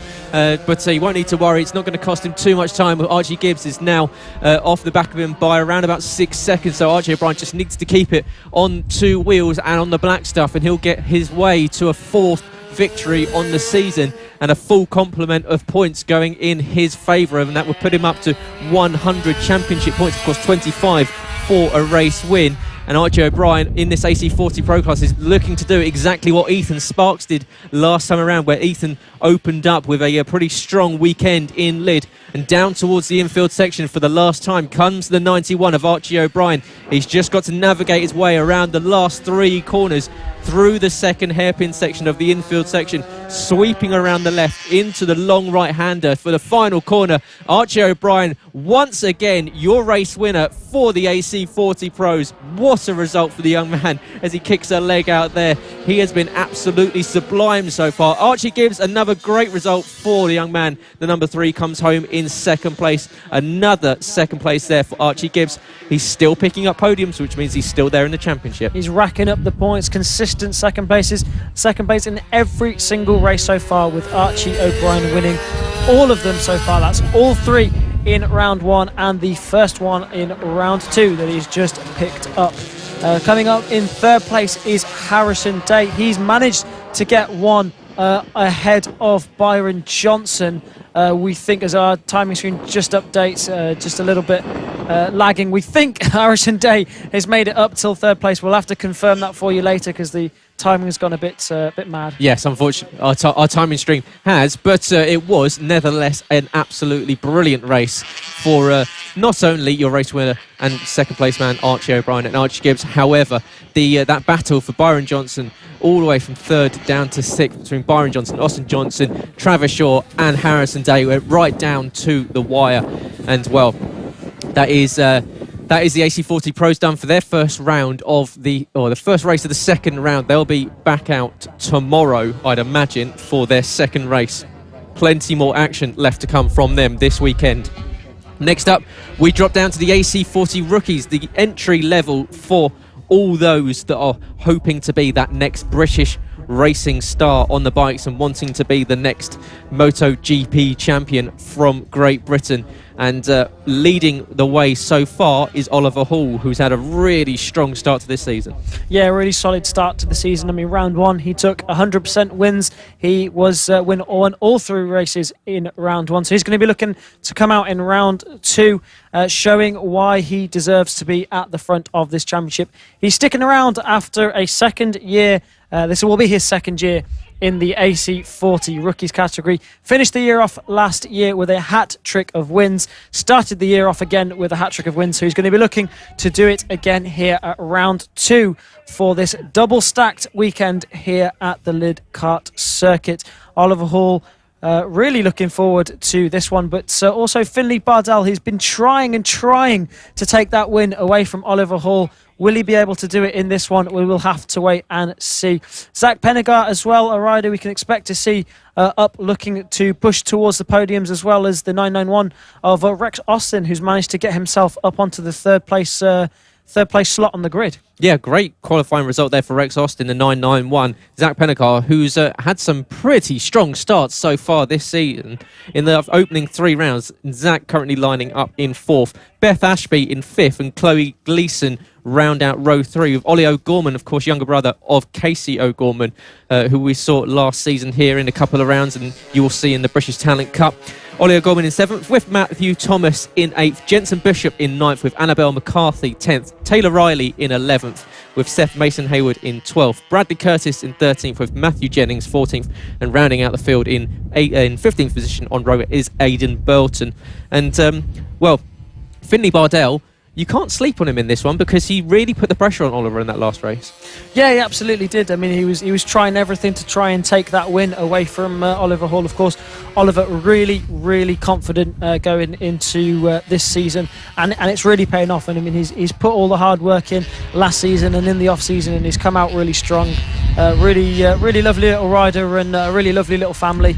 Always have great things to say. So it's brilliant to see Oliver doing well. Also, Finley Bardell will be looking to take it away from him, of course, son of Pete Bardell, who used to race over in the Thundersport paddock as well. But plenty of names in this one, and brilliant to see a lot of female riders in this one as well. The next generation of racers: Bethany Ashby, Chloe Gleason, Annabelle McCarthy, and as well as a couple of others also in some of the other classes. So it's brilliant to see, and hopefully we'll be seeing even more of them in the future. Yeah, exactly. So as they all filter into position, it will be Oliver Hall alongside Finley Bardell, Rex Austin in 3rd, with Zach Pennegar in 4th, Bethany Ashby and Chloe Gleason, your front 3 rows of this first round of the first race of the second round. I'll get it the right way around eventually, but it will be the AC40 rookies as they start their first race of this second round, getting ready to take the red lights and send it down towards turn 1 for the first time. That quick chicane, very easy to get it wrong. We've seen a number of riders take a trip into the wood chips on exit of turn 1, and equally in turn 2, the same, almost a carbon copy of that first turn down at turn 2, that quick right left. But it is the AC40 rookies that will be looking to get this right first time around and get looking towards the lights. It'll be Oliver Hall, Finley Bardell. What can Finley do from second on the grid? Can he get a better run than Oliver as they look to the lights? Everyone glancing up at the red lights. We're lights on, lights off. It's a good start once again from Finley Bardell. He sweeps around the outside of Oliver Hall, back up into the lead of this one. Exactly what we saw from last race. Oliver Hall into second position. So once again, it's an absolute cracker of a start from the 99 Finley Bardell behind Zach Pennegar. Not the best of starts there from the 134 of Speed Pennegar, but I'm sure he'll get back on it behind. It was a good start from Beth Ashby and Chloe Gleason on row 3. Yeah, not what we're used to seeing from Speed Pennegar, just not quite the start that we've seen him do for the rest of the weekend, but a brilliant start from Finley Bardell to get up ahead of Oliver Hall. That's exactly what he needed. Just needs to upset Oliver's rhythm, make sure he can't get into that rhythm and just pull away at the front, because Finley needs to start racking in the points as they head down into the infield section for the very first time. Plenty of these guys looking strong in this one. Finley Bardell still leading. He's got a bit of breathing space now over Oliver Hall. Zach Pennegar in 3rd place as these guys come across the line to finish their first lap of asking. As Taylor Riley comes across the line of Taylor, who went down in one of the earlier races, but however is in his first race weekend, and it's been great to see starting to get stuck in. The young rider from Brentford in his first weekend here at FAB-Racing, the AC40 rookies, currently running in 8th place, which is a good start. Managed to get up ahead of Beth Ashby on that last lap, so it's a good start for the 114. But up ahead it's Finley Bardell off the line, has managed to hold off Oliver Hall, and in fact that gap now out to 1.8 seconds. So Finley Bardell clearly is a completely different rider from round 1 to round 2, switched it on and extending that gap out of Oliver Hall now. Yeah, and a good start from Chloe Gleason up into 5th place on the number 25 machine. The 9-year-old from Eastbourne competing in her first ever race weekend here at FAB-Racing. Caught the racing bug and now is here racing in the AC40 rookies.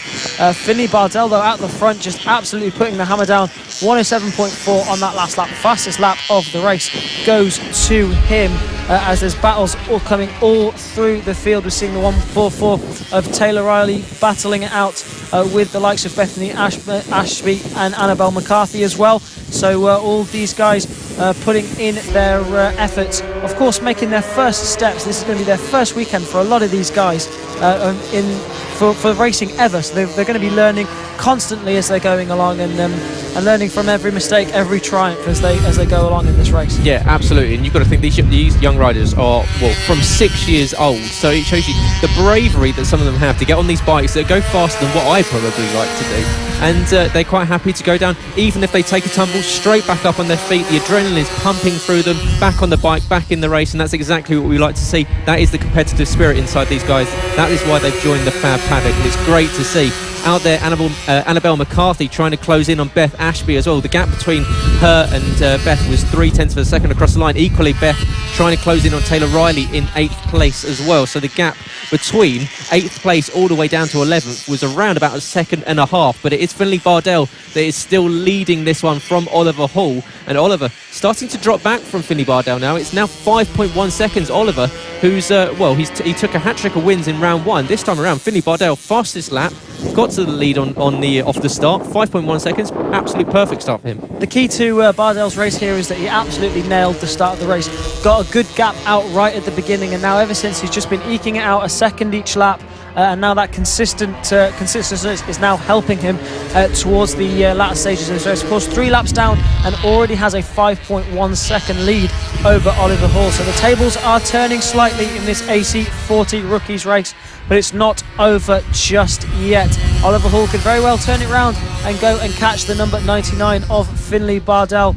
But Finley's looking really, really strong in this one, so it's going to take a tall order for anyone to be able to go and catch the number 99.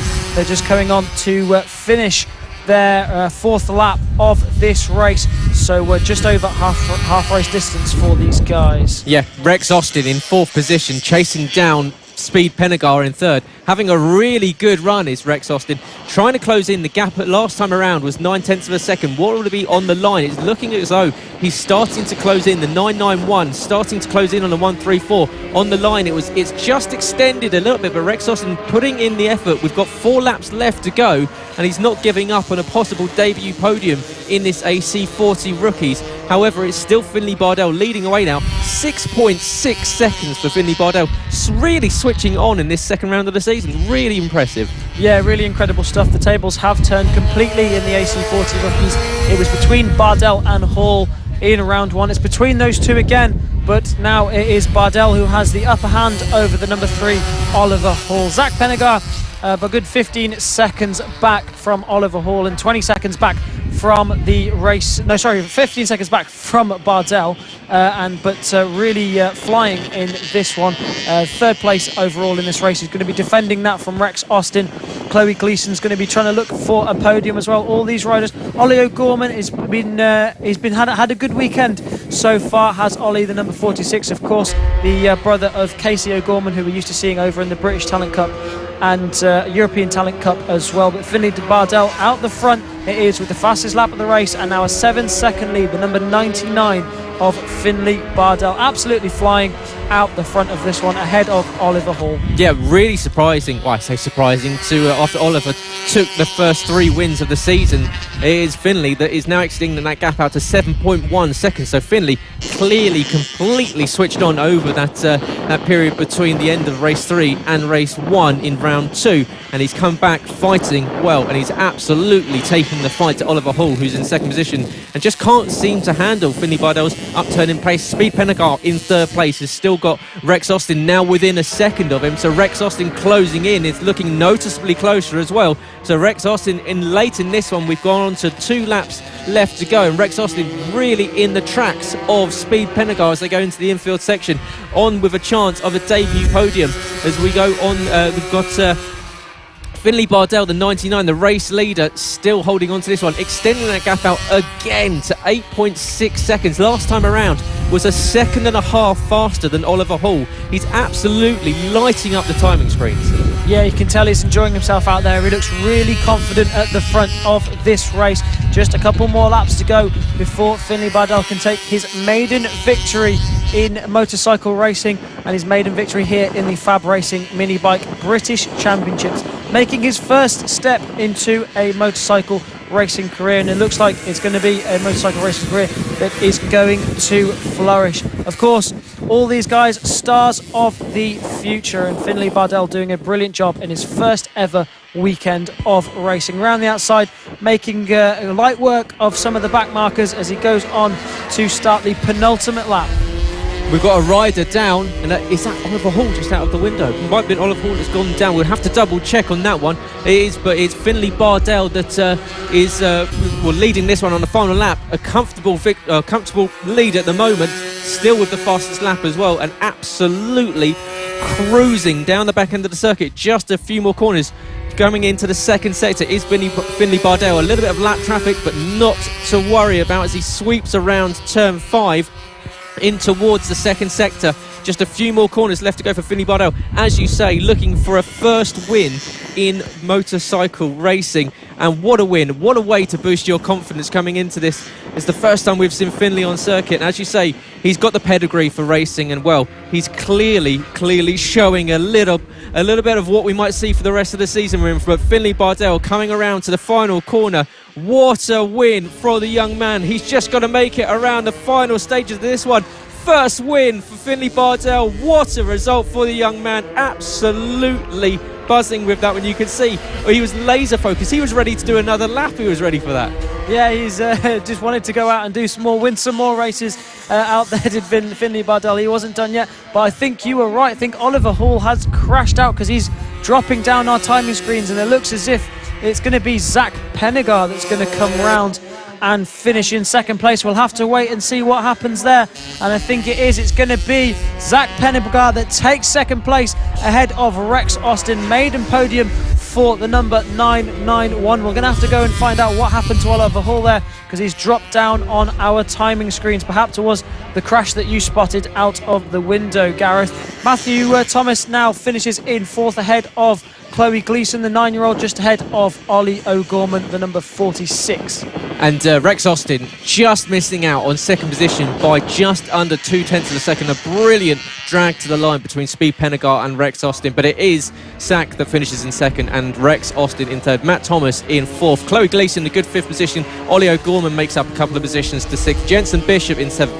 Beth Ashby in 8th, Annabelle McCarthy in 9th, with Taylor Riley in 10th place, Seth Mason Hayward in 11th, Bradley Curtis in 12th, with Aidan Burton in 13th. Unfortunately, we lost Oliver Hall, dropping down the order after that incident at the second part of the infield section. Just lost control of the bike, just pushing a little bit too hard to close in on Finley Bardell. But, well, what can you say? Finley Bardell, that is what your first win. That's going to be the best feeling for you. The first win, and he's done it by almost 30 seconds as well. So it should be an amazing feeling for the number 99 of Finley Bardell. A brilliant debut, a brilliant start to his round 2, and a brilliant start for Zach Pennegar as well, up there in second place. Not the start that Oliver Hall will have wanted, unfortunately, not picking up points in that one. But Finley Bardell, it was that took the win and took a commanding 28.8 second lead victory at the end of race 1 for the AC40 rookies. Round 2 here at the Lydd kart circuit. So these guys will be going back, getting some rest for tomorrow. 2 more races for them tomorrow. So you can just see Oliver Hall there walking back to pit lane. So we'll have to go try and find out what happened to him before tomorrow's races. But it was Finley Bardell who took all the glory this time round. Yeah. They're all strong races. They will be back tomorrow for some more on-circuit action for the AC40 rookies. However, next up, it is Senior Minis time. The Senior Mini Motos, led away by Bernie Hook. Of course, Bernie Hook has taken a hat-trick of wins to open this season. Matt Birkin, Josh Birkin, what can they do to stop the all-conquering Bernie Hook? Of course, reigning champion in this category on the gold bike with the number 0. And we're looking forward to... We're looking at trying to get an absolutely stunning race once again in this one. And we've seen so much from these guys. They really put on a show, especially that last race. It went right down to the wire until there was a moment where the traffic just got in the way of the Birkins. Bernie Hook somehow, just in one lap, cleared out by 6 seconds. Yeah, you can see on circuit that it's quite a stacked grid. There's quite a few bikes on circuit, so traffic is going to be an issue in these races for the senior mini motos. And definitely a more packed grid than we were used to seeing towards the tail end of last year, which is brilliant to see. But like I say, Bernie Hook on pole position, the number 0 on the gold bike, last year's champion, just ahead of Matt Birkin. Josh Birkin fronts the second row of the grid on the number 4, ahead of Will Howarth, who now, after earlier setting a faster lap, has now managed to get himself onto the second row in 4th place. Andy Whedon in 5th, ahead of Craig Ashell in 6th. The fourth row is Adam Ambrose and Holly Harris, ahead of Simon Huntingford, who's in 9th, and Mark Payne in 10th. 11th place on the grid goes to Nick Bennett on the 711, ahead of the number 93, Ashley Thompson. Chris Yeomans on the number 85. He is 13th on the grid, ahead of Ross Michael. The 8th row of the grid goes to Neil Skinner and Paul Nichols. Alberto Venteo and Keaton Payne are 17th and 18th. Rhys Gentry, 19th. Richard Kinnaird rounding out the top 20. And Rob Gentry and Paul Bayliss round out your grid here for round 2 of the senior mini motos. That will be the grid for race 1, 2 and 3 for round 2 here at Lydd. A different grid to what we saw in round 1. This will be based off of their fastest laps during round 1. So we will be seeing a slightly different start to the race as Bernie Hook looks to defend his championship and defend his winning streak, as it's a good start for Bernie Hook. But Will Howarth got a good start around the outside of Josh Birkin into turn 1. Did he make the move stick? Yes, he did. So a brilliant start there for the number 96 of Will Howarth. But it is Bernie Hook, your 2020 champion, who leads the way ahead of Matt Birkin, Will Howarth and Josh Birkin. Yeah, great to see Will Howarth getting a good start there. He's not really had the rub of the green so far this weekend, but right up ahead of Josh Birkin into 3rd place goes Will Howarth, and we know just how much talent he has on this bike. Won multiple races when we were here last time in the class, and of course has done very well on the Moto team bike as well. So a rider with a lot of talent, and he's now closing in on Matt Birkin as they go in towards the infield section for the first time. But Bernie Hook leading this away from Matt Birkin, Will Howarth and Josh Birkin, your top 4. Just behind is the 7 of Andy Whedon, who's desperately trying to stay in this battle for the lead. And as soon as you get involved in that pack, it's very easy to stay in the pack. But as soon as we've got a rider down on the final corner, it seems. But that is not hampered. Is that? In fact, that's Matt Birkin that's got up ahead. Is that it was Matt Birkin? Yeah, he's got up ahead of Will Howarth. Sorry. So we've got one of the riders down. That's the 13 of Neil Skinner that's gone down. So he was in 15th position, trying to get back in this one. Looks as though the bike is. He's trying to get the bike restarted, but it looks as though a bit of a tumble. However, back up at the front, Bernie Hook checking out now. Will Howarth starting to put some real pressure on Matt Birkin in 2nd position. Now, last year we saw how strong Will Howarth was at the Lydd kart circuit. He took a plethora of wins last year. So in the dry, it was in the wet, he struggled a little bit more. So you got to think, if he's able to get past Matt Birkin, he might very well be able to go and catch the number 0 of Bernie Hook. We'll have to wait and see if he is able to do it. Of course, Bernie Hook with the fastest lap of the race from a standing start of 57.7 as he comes across the line, and they come across the line for the second time. We'll have to wait and see who takes it now, but it is the number 96 of Will Howarth all over the rear wheel of Matt Birkin at the moment in this one. Bernie Hook, fastest lap of the race, again with a 55.6, 1.2 seconds ahead of Matt Birkin as Will Howarth takes a little look up the inside, can't quite make a move stick there, not enough space for him to be able to make a move, but you can see he is desperate to try and get through on Matt Birkin, so he can have a go to see if he can catch the number 0 of Bernie Hook out in front. Of course, Bernie, 100% win streak so far in the championship. Round 1 went all his way, but it is now round 2, and Will Howarth is here to see what he can do about your 2020 champion. Battles all the way through this field though, with Simon Huntingford, Craig Ashell and Adam Ambrose all battling it out as well. Yeah, of course, Simon Huntingford, dad of Charlie Huntingford, who we will see later on, and runner-up in the LC40 Elites last season. He was delighted with his 4th place finish at race 3 of round 1. we'll see if he can move up. He's currently in 7th place, chasing down Craig Ashall, and Craig Ashall just behind Adam Ambrose in 5th place as well. Holly Harris currently sitting in 8th place. She's currently got Nick Bennett just behind her, and Andy Whedon, who is all over the back of Nick Bennett. Andy Whedon, who's dropped down a couple of positions. That's a chain. No, sorry, carry on, Gareth. That's right. Matt Birkin sweeps back around. Will Howard tried to go down the inside. Matt Birkin said absolutely not. Swept on the outside. Whoa, Will Howard right onto the rumble strips, and that's going to open the door for Josh Birkin to go down the inside, and that's not where you want to be on these runoff areas on these mini motos. And in fact, Josh Birkin almost pushing his brother around the infield section. He's got up. He had a really good run through the infield section there. Just got up behind Matt and almost had to completely come off the throttle to not run into the back of him.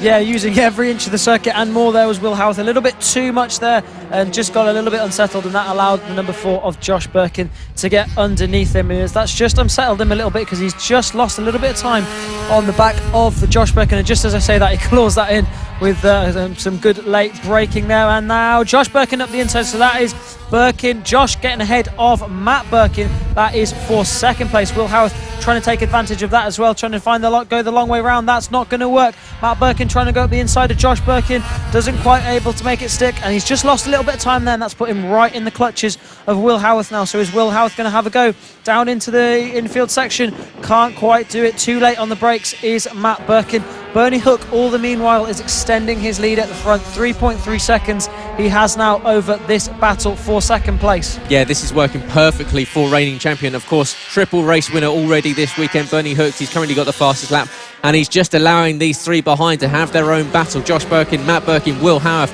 all fighting between themselves. That gap now out to 4 seconds for Bernie Hook. So the number 0 on the gold bike, looking at making it 4 from 4 this season. He's just got to keep it on the black stuff for the last 4 laps of this race. Josh Birkin, who's made his way from 4th place into 2nd with a couple of good moves on both Will Howarth and Matt Birkin, his brother, and he's currently sitting in 2nd position, and that's going to go right down to even further down. We've still got a great battle going on between Adam Ambrose, Craig Ashall and Simon Hunterford. Simon Hunterford's not giving up, and even Holly Harris trying to get involved in this party as well. Holly down in 8th position. She's only 3.5 tenths off the back of Simon Huntingford. Simon desperately trying to find his way up past Craig Ashall, but Holly, we know that she's a race winner here on the senior mini motos before, so she's got pedigree for being on the podium. She's definitely a voracious racer herself. She's quite happily sending it down the inside of anyone as soon as the opportunity arises.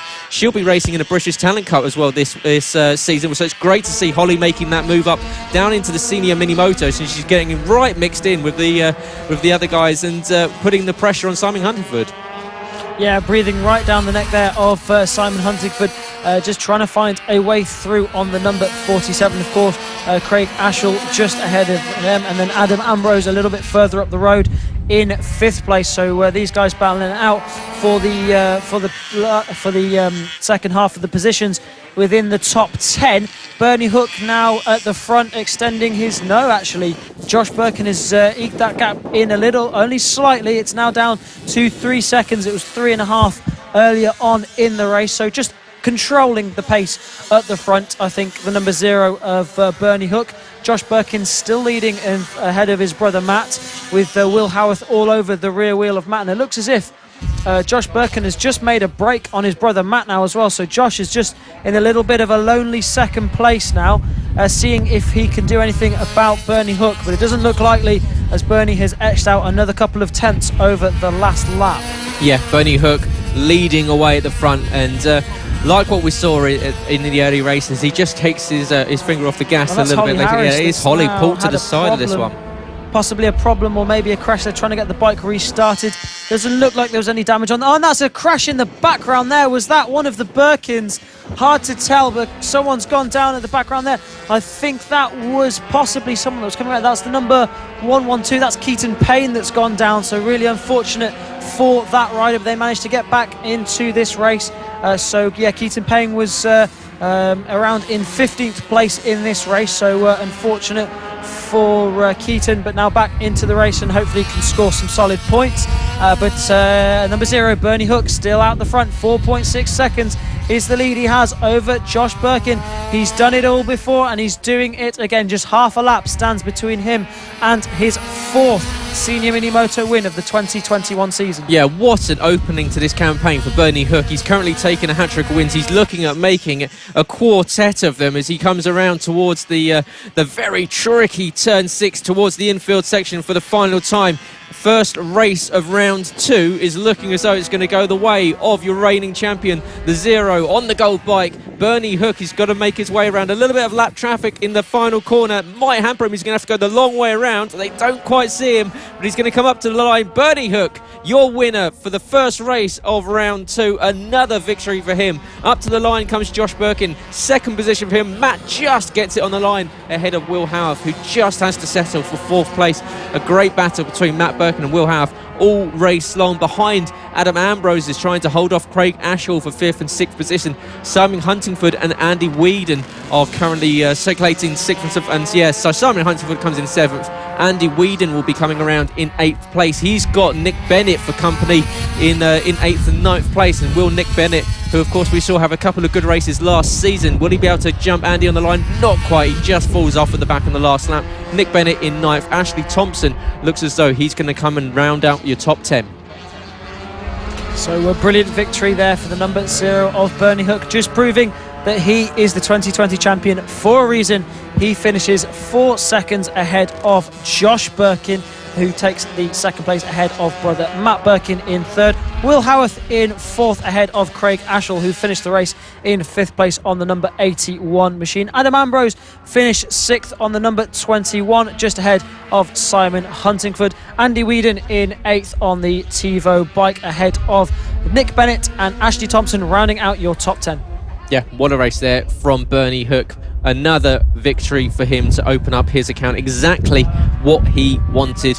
Birkin's mind not quite able to stay with him. Bernie just seems to be on another level this weekend, so it's great to see. But next up, we move over to the bigger bikes, and it's going to be the... Actually, no, we're not. It's the same. It's the mini bikes again, sorry. It's the LC Elites. So I was looking at my smaller riders as well. Yeah, that would have been a surprise. The LC40 Elites. And this is another category that has been very much had Archie O'Brien's name all over it. So, well... Can he continue this dominant form like we've seen from him so far this weekend? 3 wins from 3 for the 91. Archie Gibbs on the 3 bike will be looking at hopefully coming back at him. He'll be lining up in 2nd position. Luke Fitchett will equally will hope to have something to say about that, because he's had a couple of races, Luke. He's kind of gone under the radar a little bit, but some decent results, decent podiums for Luke, and well, a good way to start the season. Yeah, absolutely so. I mean, Luke Fitchett, the number 7, we saw him around in the class last year in the AC40 Pros as well, yeah, he's always a rider that's been there or thereabouts, pushing for podium, so brilliant to see him on the podium, and he's going to be looking to go one better during the season as well, and try and get some wins under his belt as well. But the rider who's been getting all the wins under his belt has been Archie O'Brien. He's just been absolutely the dominant force in both classes that he's been racing in. He's got a nice shiny new helmet there on the number 91, so nice and easy to spot as well. Archie Gibbs will be looking to try and stop the dominant force of Archie O'Brien, but he's been trying all weekend long, but doesn't seem like anyone can stop the consistent pace of Archie. No, Archie O'Brien looking very, very good on that 91 bike. However, the number 3 of Archie Gibbs, I'm sure, will once again try to come back at him in this one. Luke Fitchett will line up in 3rd with Austin Johnson in 4th place. Harrison Day back on row 3 with Marco Holt as they line up 5th and 6th respectively. Ollie Sims in 7th with Byron Johnson on row 4 in 7th and 8th, with Travis Shaw on row 5 with Finley Polehill 9th and 10th. Bailey Lawrence in 11th with Sam Gardner on row 6, with row 7 being Noah Guillory and Callum Maxwell, and row 8 will be Josh Williams starting from the back of the grid in this one, and I'm sure will be trying to fight his way through the order. Yeah, absolutely. So that's going to have to fight his way all the way through, but it's going to be an interesting one for sure, because all these guys looking to try and capitalise on this round 2 here for the LC40 Elites. The race 1, their first race in round 2. They've got round 1 under their belts. and all these riders looking to get off to a flying start here. Oh, he's just stolen the pun from our producer that's got in the ear and said, use this joke, because we're, of course, very close proximity to Lydd Airport, just down the road from Lydd karting circuit. But it's what a lovely day to be up in the sky. But what a lovely day to be on the ground if you're some of these LC4C elite riders as they look ready to start off their second round of the season. As you see exhaust smoke bellowing out from the back of these bikes as they rev the engines, getting everything ready to go. It's very blustery at the moment, but Archie O'Brien will not worry about that whatsoever as he looks to the lights to get ready for his first race of round 2. It's a great start from Archie O'Brien once again. Down into turn 1, Archie Gibbs tried to go down the inside but couldn't quite hold on to Archie O'Brien into turn 1 as they sweep through the first chicane. Now heading down towards the second chicane, it's Archie O'Brien from Archie Gibbs. Once again, Luke Fitchett, another good start, holding on to third place. Yeah, as they were off of the grid down through the first section, a few riders swapping positions a little bit further back. I believe that's 199 Finley Polehill just making up some positions there on the bright orange bike. Ollie Sims also in there as well. A rider we also see over in the GP50s. Brilliant change of direction there from the number 91 of Archie O'Brien. He's got a good start, already got some breathing space, so we might see him getting into his rhythm and pulling away. But Archie Gibbs is going to try and do everything he can to make sure Archie O'Brien isn't going to pull away once more. Archie Gibbs over the line was 0.1 away from him, but of course that was off of the standing start.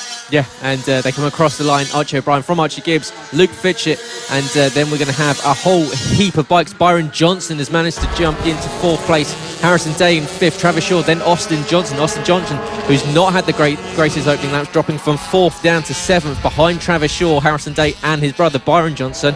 He's holding off Finley Polehill, and of course Finley Polehill and Austin Johnson very well acquainted after their time in the AC40 rookies last season. Ollie Sims back in 9th has dropped down behind Finley Polehill. Bailey Lawrence up into the top 10 with a good start. She's managed to jump up ahead of Sam Gardner. Yeah, so a brilliant start there from Bailey Lawrence on the number 9 machine, just jumping up, like I say, ahead of Sam Gardner. Bailey, of course, the sister of Taylor Lawrence, who you'll see later on in the pit bike 140s, picking up wins and pole positions in there as these guys are swapping paperwork, swapping positions. There's mini bikes everywhere. Finley Polehill trying to get up the inside there on the bright orange bike. Bailey Lawrence just a little bit further back from these guys. Travis Shaw trying to go around the outside of Finley Polehill. Finley Polehill up the inside into turn 1. Brilliant move there from the number 199. Travis Shaw now dropping down just behind Finley into 8th place. Austin Johnson just ahead of these guys. Austin trying to get on the rear wheel of Byron. These two battling it out. Looks as if Harrison Day has got ahead of these two. Austin Johnson up the inside of Byron. These guys swapping positions non-stop. Yeah, Byron Johnson now passed by Austin Johnson. He's now got Finley Polehill going down the inside. Great move there from the 199 of Finley Polehill. Up into 5th position goes into 6th position. Goes Finley Polehill. A good move from the 199, making his return to FAB after recovering from that injury last season, and he's doing it in some style with some fantastic overtakes so far this weekend. And Byron Johnson dropping down the order a little bit here. Seems perhaps with a bike issue because he's fallen right to the back of the pack. You can see him bobbing his head on the bike, not happy whatsoever. He was leading this pack at the start of the last lap, and at the moment he's gone right to the back of it. Behind, we've still got the battle between the number 4 of Travis Shaw and Ollie Sims. Ollie Sims not giving up on this one. He's trying to close in on Travis Shaw. Down the back straight, you can see Ollie tucking in, trying to minimise any sort of drag down towards the second chicane. Not quite close enough to get the move done, but he's taken a tighter line through the apex, and where's that Byron Johnson to the side of the circuit. Yeah, once again, just a slight issue. It seems he fell down the order. A bit of a problem on the bike for the 37, and unfortunately, much like we saw from his brother earlier on, a bit of a bike issue there for the Johnson. Yeah, unfortunate for Byron there on the Team Evolution Engineering bike. Just failing him in this one, unfortunately. But it's now down to these guys as Ollie Sims has a little look up the inside of Travis Shaw. The leader is the number 91 of Archie O'Brien. He's still out the front of this one with a 2.8 second lead over fellow Archie Gibbs. Luke Fitchett still holding on to that third place, so well done to Luke Fitchett. Of course, Harrison Day, Austin Johnson, Finley Polehill all battling out. Finley really on a mission in this one, climbing through the grid from 10th place on the grid. He's been making moves, he's been slicing through the pack, and wouldn't be surprised if he makes a few more. Yeah, closing in on Austin Johnson is Finley Polehill, and up ahead Harrison Day equally trying to close in on Luke Fitchett as well, so as Harrison Day tries to get that podium result. Archie Gibbs, however, 2.8 seconds, as you say, behind Archie O'Brien, and I don't want to use a pun of arch enemies, but it'll be going towards that later in this one if Archie Gibbs cannot close in on Archie O'Brien, because Archie O'Brien, like we've said, so far this weekend has been absolutely phenomenal. There's a word in there somewhere. It's been a long day, but Archie O'Brien sweeping around the first chicane into the second chicane, and well, he's got 4 laps left to go. And we've said this, his riding style is silky smooth. He just hits every single marker. Really nice technique on the bike. You can see, not jerky, doesn't come into the corners with too much speed. He hits his braking points perfectly.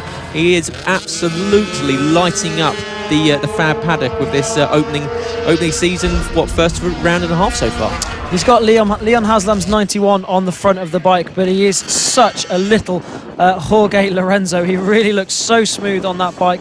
Really nice little riding style. Hangs off, has the top off of his body hanging off as well, which you can really see accentuated on these mini motos, as well as him being a small rider himself, and he looks really at home on the bike as well. He's really getting the most out of that LC40 Elite bike, and it's brilliant to see. He's got that extra bit of power underneath him compared to the air-cooled, and he's really enjoying it. He was running this bike again as well last year and took some phenomenal wins last year as well, so brilliant stuff from Archie. 5.4 seconds is the lead over Archie Gibbs, looking comfortable to take yet another win in his 2021 double championship campaign. Of course, also taking the win earlier on in the AC40 Pros, still with that 100% track record. Harrison Day doing a brilliant job to fend off Austin Johnson and Finley Polehill. Finley looking really racy early on, currently looking at number 91, the race leader Archie O'Brien. So smooth, silky smooth around this circuit, just navigating his way, hitting all his markers like we've been saying all weekend, and just blowing away the rest of the field. There's not really much more we can say about him. He's really just flying at the front of this one. Archie Gibbs putting in so much effort to try and stick with him, and no one else can stick with Archie Gibbs. Obviously, these two Archies in a bit of a class of their own, and it's really easy to ignore how much effort Archie's putting in, because obviously we're looking at O'Brien, but Archie Gibbs doing an incredible job as well. Yeah, really consistent for Archie Gibbs, and I'm sure parts of him will be frustrated that he's just not able to stay with Archie O'Brien. However, you cannot take away from the fact that he has been blisteringly quick and tearing away from the rest of the field. But as Archie O'Brien comes around to the infield section, he's about to go on to the final lap of this one, of the LC40 Elites, their first race of round 2. Of course, 2 rounds in one weekend here from Lydd Kart Circuit in Kent, and well, we've got plenty of racing left to come, and if it's anything like what we've seen from Archie O'Brien and Archie Gibbs, it's going to be an absolutely mega weekend of, well, a few more races today and plenty of races tomorrow, as we go on to the final lap of Archie O'Brien leading away as Archie Gibbs comes across the line 8.5 seconds off the back of the 91. So Archie O'Brien just with a few more corners left to go behind. Luke Fitchett is in 3rd position quite comfortably. Harrison Day has had Austin Johnson for company for quite a few laps now. Finley Polehill trying to stay with them, but Finley, having made a couple of stellar moves earlier on in this race, is now just sitting behind Austin Johnson. Travis Shaw has got Ollie Sims for very close company, but it's going to be Archie O'Brien just making his way through a little bit of lap traffic on this last lap. He comes around to the final 2 corners. He's going to go absolutely ballistic at the end of this day, because it's been such a decent day's racing. Archie O'Brien, another win for the 91. He is racking them up. It's just becoming a routine for him now. It's not. He just goes out and wins races. That's what he does. Doesn't do anything else. But it's a brilliant job from Archie O'Brien. Purple all race long, faster than everyone else. Fastest lap of the race, pole position, takes the win, ticking all the boxes. There's not much more he can do. Brilliant job from Archie O'Brien. Archie Gibbs takes that 2nd place, and Luke Fitchett does round out your podium in the end. So brilliant, another podium for Luke Fitcher. And you've got to say, Archie Gibbs doing exactly what he needs to be doing as well. Archie O'Brien's really, really strong round here, but Archie Gibbs bringing in those second places, getting consistent points, and pretty much damage limitation this weekend. Yeah, 100%, and that's exactly what you need to do. All you can do is your best, and if Archie Gibbs is finishing in second position, all you need is Archie O'Brien to have one off race, one off weekend, and he'll be right back in there. He's picking up those points. That means he's still well within a chance of having a run at this championship. Of course, at the end of this weekend, we would have already completed 2 rounds, so you're already an easy way into this season. So it's all going to be about picking up consistent points, making sure you're in there, and consistency, as it always is in racing, is key. That is the way you get yourself to a championship. Yeah, and that is the premier class for the junior mini motos. Once they're done here, they're going to make their next step, and we're going to be looking at that next step up next with the mini GP50s. They are in pit lane waiting to go out for their race 1 for round 1 here, for round 2 rather.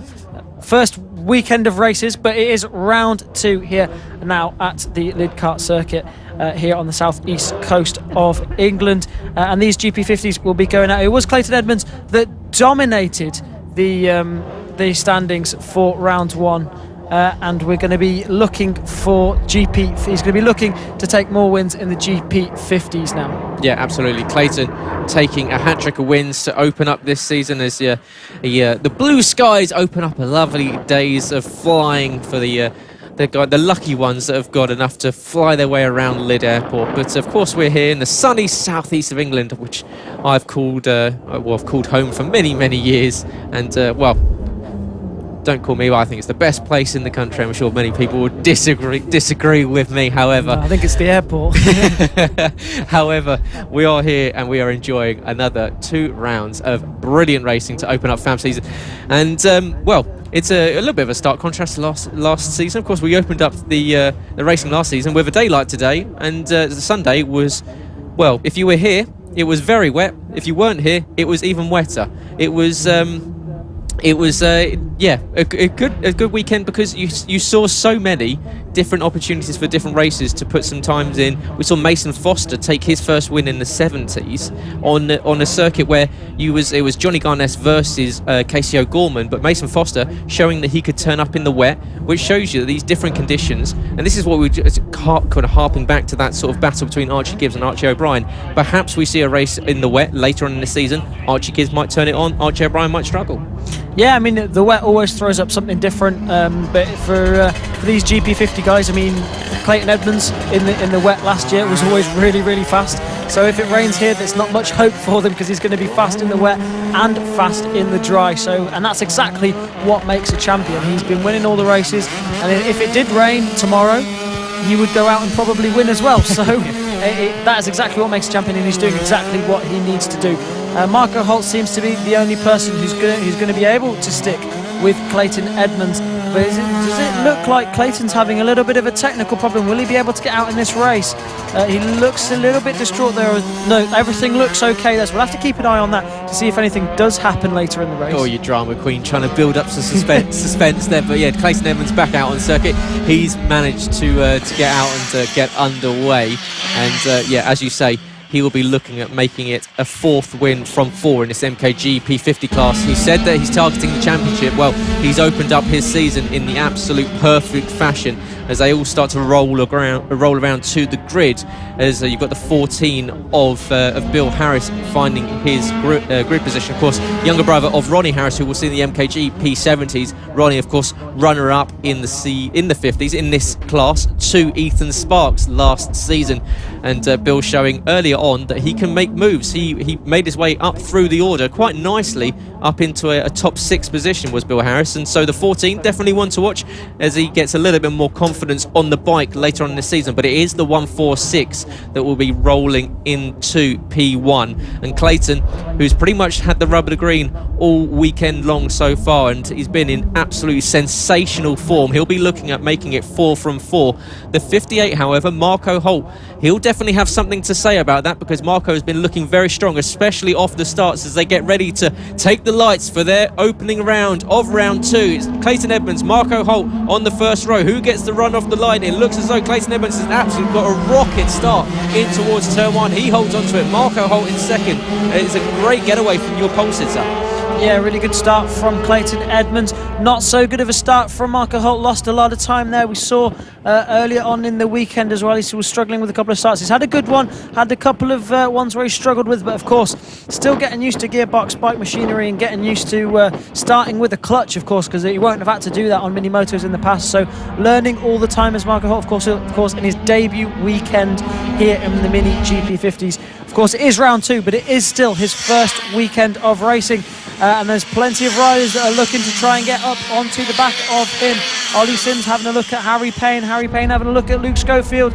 All of these guys trying to have one up on each other. Clayton Edmonds has already checked out at the front, so it's going to be down to these guys to see if they can do anything about that. Still a long, long way to go in this race, but Clayton already looking very, very strong indeed. Marco Holt now leading this group of big Gagler riders battling for that second place. Marco Holt, Luke Schofield, Harry Payne, Ollie Sims all in there, and Josh Williams just on the back of them as well. Josh Williams now has made his way around Ollie Sims, so now that is Josh Williams up into 5th place as well. Yeah, and Harry Payne having a really good run at the moment in 4th position. Harry Payne, possibly one of the smiliest lads in the paddock. Always such a nice little guy to talk to. Always happy to have a chat with us. And of course, sponsored by Glen Irwin this season. And he's done a terrific job so far. Just getting more and more confident. Every time he gets back on the bike, he just shows a little bit more pace. And yeah, it's great to see him improving. He's trying, of course, to stay on board with Luke Schofield in 3rd position at the moment. But Harry, he's got Josh Williams just behind him, and Josh wanting to make up some positions. He's equally making that move up to the Mkgp 50s and doing a good job, just getting, as we say, some of these riders making their way up from the smaller bikes to the bigger bikes, the first time they're using geared bikes, and it's all about learning this Mkgp 50 class. Yeah, absolutely. It's their first taste of racing on a gearbox bike after they've moved up from the AC40 rookies, the AC40 pros, the LC40 elites, all those mini moto classes. Once they've moved up, they then have a go at the Mkgp 50 class, of course, for riders between 9 to 15 years old. And it is their first chance at having a go at a clutch, having a go at a bike that's a bit higher up as well. They're used to being very close to the floor on those mini moto machines. And it looks as if Warwick Brady's off to the side of the circuit there, so perhaps a mechanical or a crash perhaps for the number 99, so not the way he will have wanted to start round 2 here at Lydd. But the number 58 still leading this battle. No one's quite making any moves just yet. They're all just having a look at each other, just figuring out where they can try and make a move towards the end of this race. Yeah, Marco Holt just pretty much the bottleneck here as he just holds on to 2nd position. Luke Schofield, Harry Payne, Josh Williams and Ollie Sims all trying to go with them. Bill Harris a little bit further back, 4.7 seconds back with Noah Guillory. Isaiah Devine in 9th place, and as you said, Warwick Brady pulling off to the side of the circuit with an issue, and the 99 not with a happy first race to round 2. But Marco Holt doing a good job, as we said, making his first appearance on the bigger bikes this weekend in this Mkgp 50 class, and currently he's picked up a couple of podiums, and Luke Schofield equally some decent results for Luke. Harry Payne only 0.2 of a second back. You've got to think, Chris, that at some point this is all going to come to a head. You've got five bikes all fighting over 2nd position. Someone's going to make a move. They've got 7 laps left to do it, and well, they all want that podium. Yeah, they're all going to be wanting to be on that podium. They're battling for the final 2 spots on the podium. 2nd and 3rd is currently Marco Holt, who is in 2nd, and Luke Schofield in 3rd. Of course, the Twitch game streamer as well. Nice to have a couple of hobbies there for the number 64 of Luke Schofield. As Harry Payne was just having a look at the inside, didn't quite make a move stick there. Almost thought that he was going to make a move, but just thought better of it there, did the number 11 of Harry Payne. Like we said, sponsored by Glen Irwin. A really nice story behind that one, of course. Harry Payne naming Glen Irwin as his favourite rider, and Glen putting in a little bit of help towards his racing career as well. So that is brilliant to see riders at the top of BSB coming back and helping out the younger generations. Yeah, and very thankful is Harry Payne, because he's absolutely delighted to have Glen Irwin's name stickered on the side of his bike, and he's now fighting over a podium, which I'm sure would delight him even further. He's just got to get his way past Luke Schofield. Clayton Edmonds, we haven't said too much of him about so far this race. He's now up to 5.3 seconds in the lead this one, a fastest lap that's 0.3 of a second faster than anyone else, and really just enjoying himself, it seems. Yeah, there's not much to say about him. He's just cleared off at the front, and yeah, I mean, made it easy for us because we can see that he's definitely leading this one. There's no two ways about it on the timing screens or anything like that. So yeah, he's just flying out in front of this one, a 44.8. But now, actually, that is Marco Holt with the fastest lap of the race with a 44.8 on that last lap, matching Clayton Edmonds' fastest lap from earlier on.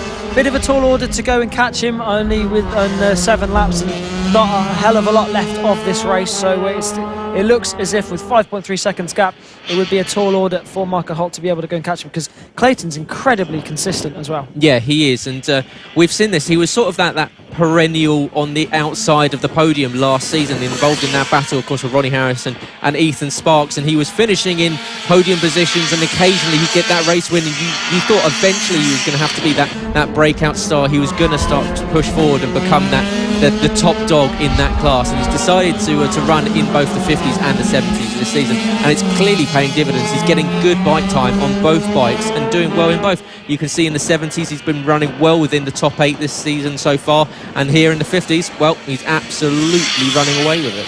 Yeah, and don't forget, I mean, Clayton was a rider last year who was on podium pace and winning races over in the GP70 category as well. So really brilliant stuff from the number 146. He's taken all three wins in round 1, and now he's looking to win the first race here in round 2 as he makes his way around the final corner for the final time, comes across the line to pass the checkered flag, and I believe he's taken the win there. I don't believe he has. I think you've still got 2 laps left to go. What are you looking at? It's you can see as they've still got plenty of racing left to go. Tristan's clearly living in a couple of minutes ahead of me, but yeah, Clayton Edmonds, a little bit more time left to go.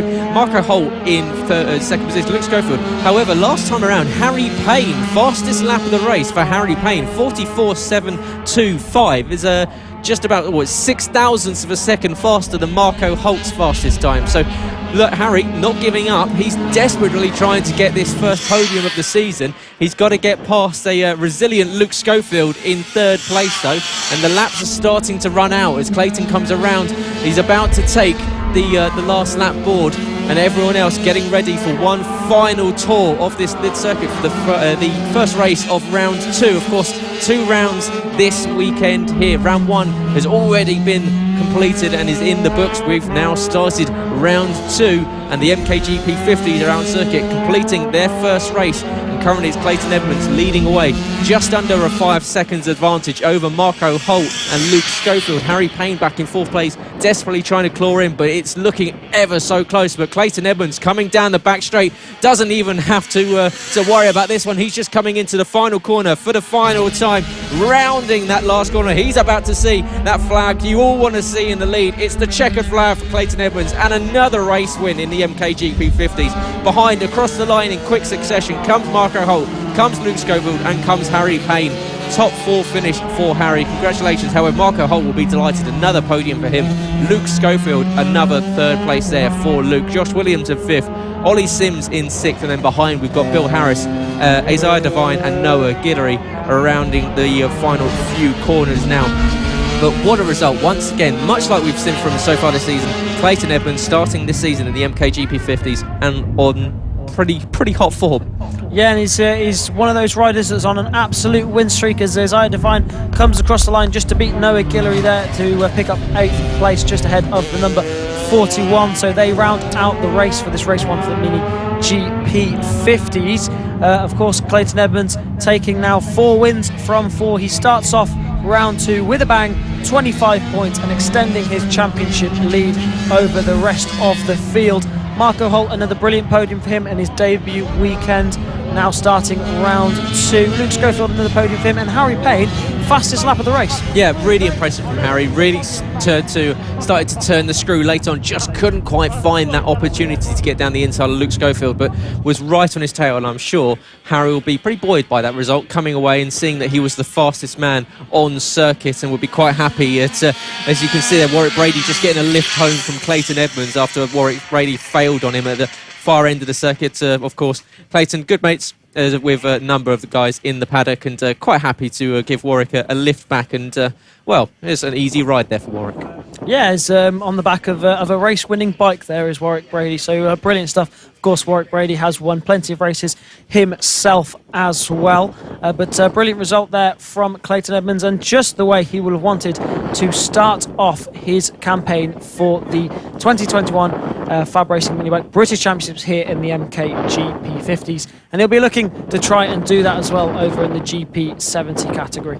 Yeah, absolutely so. But next out on circuit, we will have the Xtreme 200s, and they will be making their way out for their first race of their second round of the season. And the Xtremes will be, as you can see, flashing past goes Harrison Crosby, but a number of riders from that British Talent Cup grid on this grid here. The likes of Harvey Claridge has been up through the British Talent Cup. The likes of Evan Belford, Harrison Crosby, of course, making him bigger. Charlie Nesbitt, of course, a GP2 rider up in the BSP. Rossi Banham. So many that come back down to Fab, get a bit of seat time, have a little bit of fun, but equally getting the elbows out and putting on a good show. Yeah, they're here, like you say, putting on a good show and joining some pretty serious racing. It's really good stuff. They always put on a good show for us, which is amazing to see. And they're coming here doing a bit of training, getting those laps in, and getting ready for the season ahead over in the British Talent Cup as well. So of course, all these guys as well, they know the FAB-Racing paddock quite well because they've all grown up through here.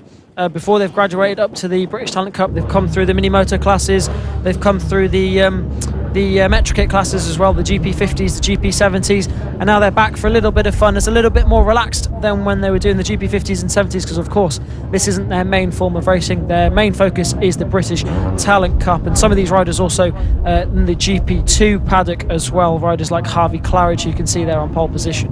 Yeah, and Harvey Claridge, who will be looking at getting a win on this one.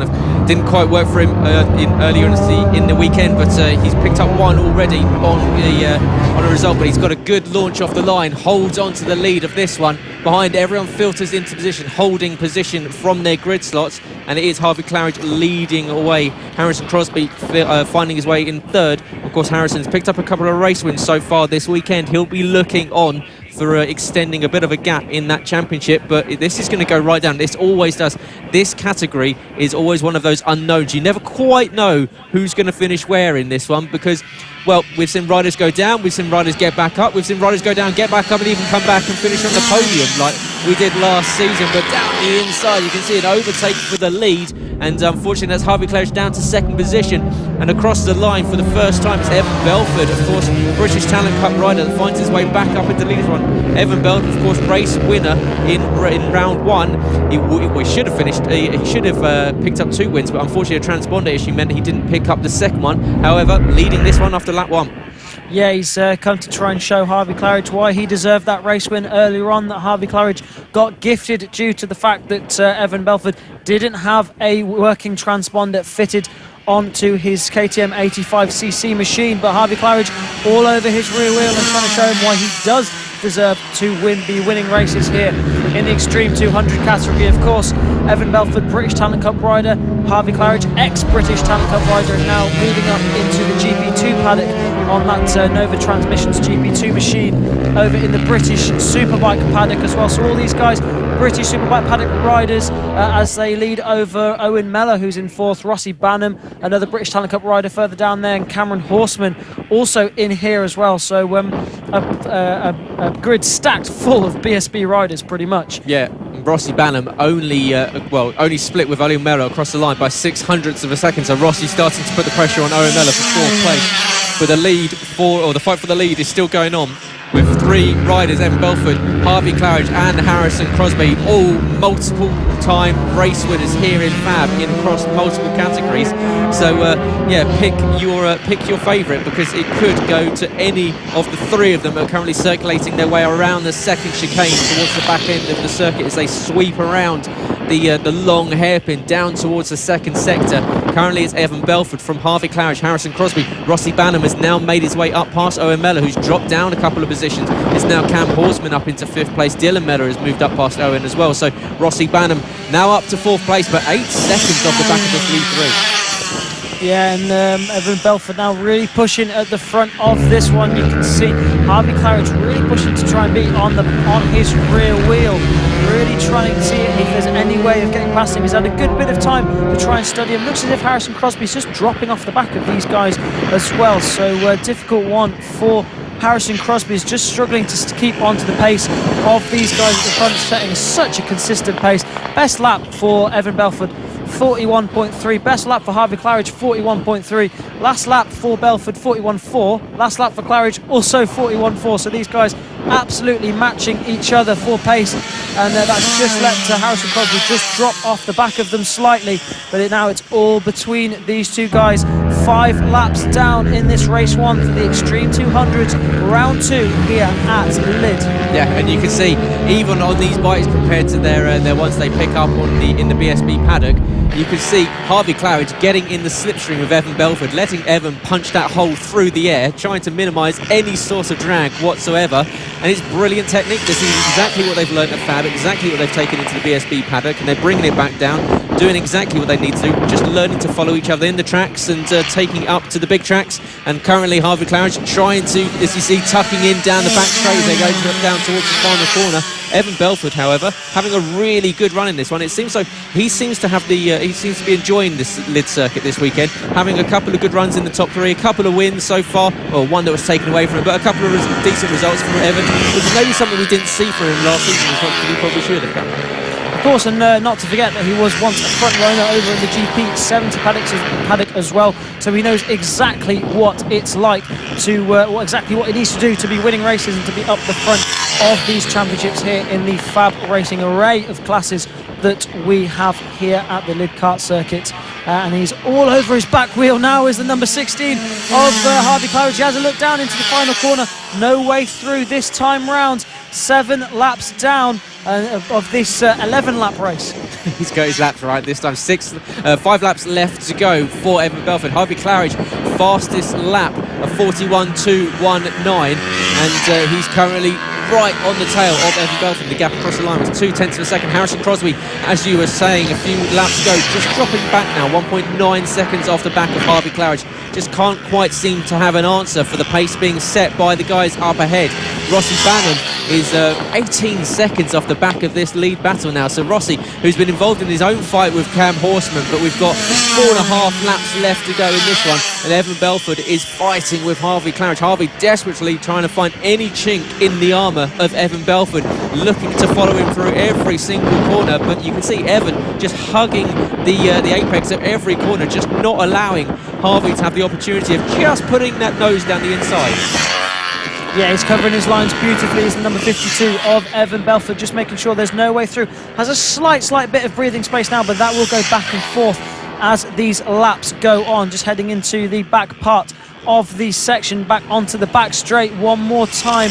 What will Harvey Claridge be able to do into the final corner? He gets into the tuck really early, tries to get his slipstream, not close enough this time around though. He's going to need to be able to just get slightly closer if he wants to be able to make a move on Evan Belford. Harrison Crosby has dropped off these guys by quite some way now in 3rd place. Rossi Banham is down there in 4th on his pit bike 140. Cameron Horsman also on pit bike 140, and Dylan and Owen Mellor are rounding out your race for this race 1 for the Xtreme 200s, round 2 here in FAB-Racing Minibike British Championships. Not quite close enough still is Harvey Claridge.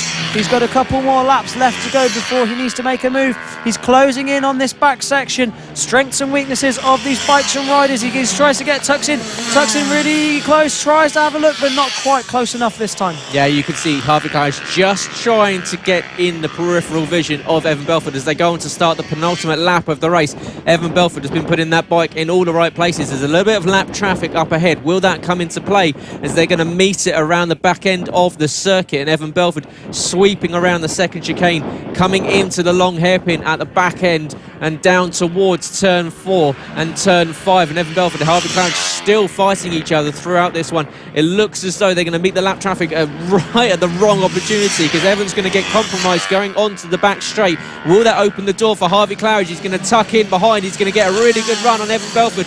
Not quite close enough to send it into the final corner. You've got to think that this is going to be the last opportunity for Harvey Clarence to do anything if he wants to take this race win away from Evan Belford. They're on to the final lap of the race. Harvey Clarence across the line, 0.2 of a second behind Evan Belford. Evan desperately trying to hold on. They all want this race win, no matter that they're just here for some practice. They desperately want to go home on top of the podium.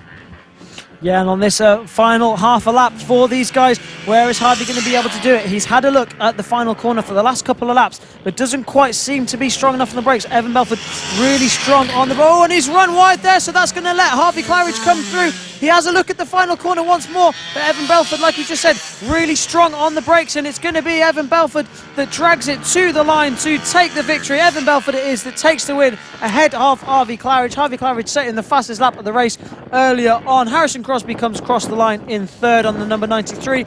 British Talent Cup 1, 2, 3. Yeah, and it shows you can see the two leaders as they came across the line. Evan Belford just had a quick glance over, and Harvey Clarence just looked at him. I almost got you. You can see even till the last lap, it's so easy to make that one mistake, and he just ran out wide coming onto the back straight.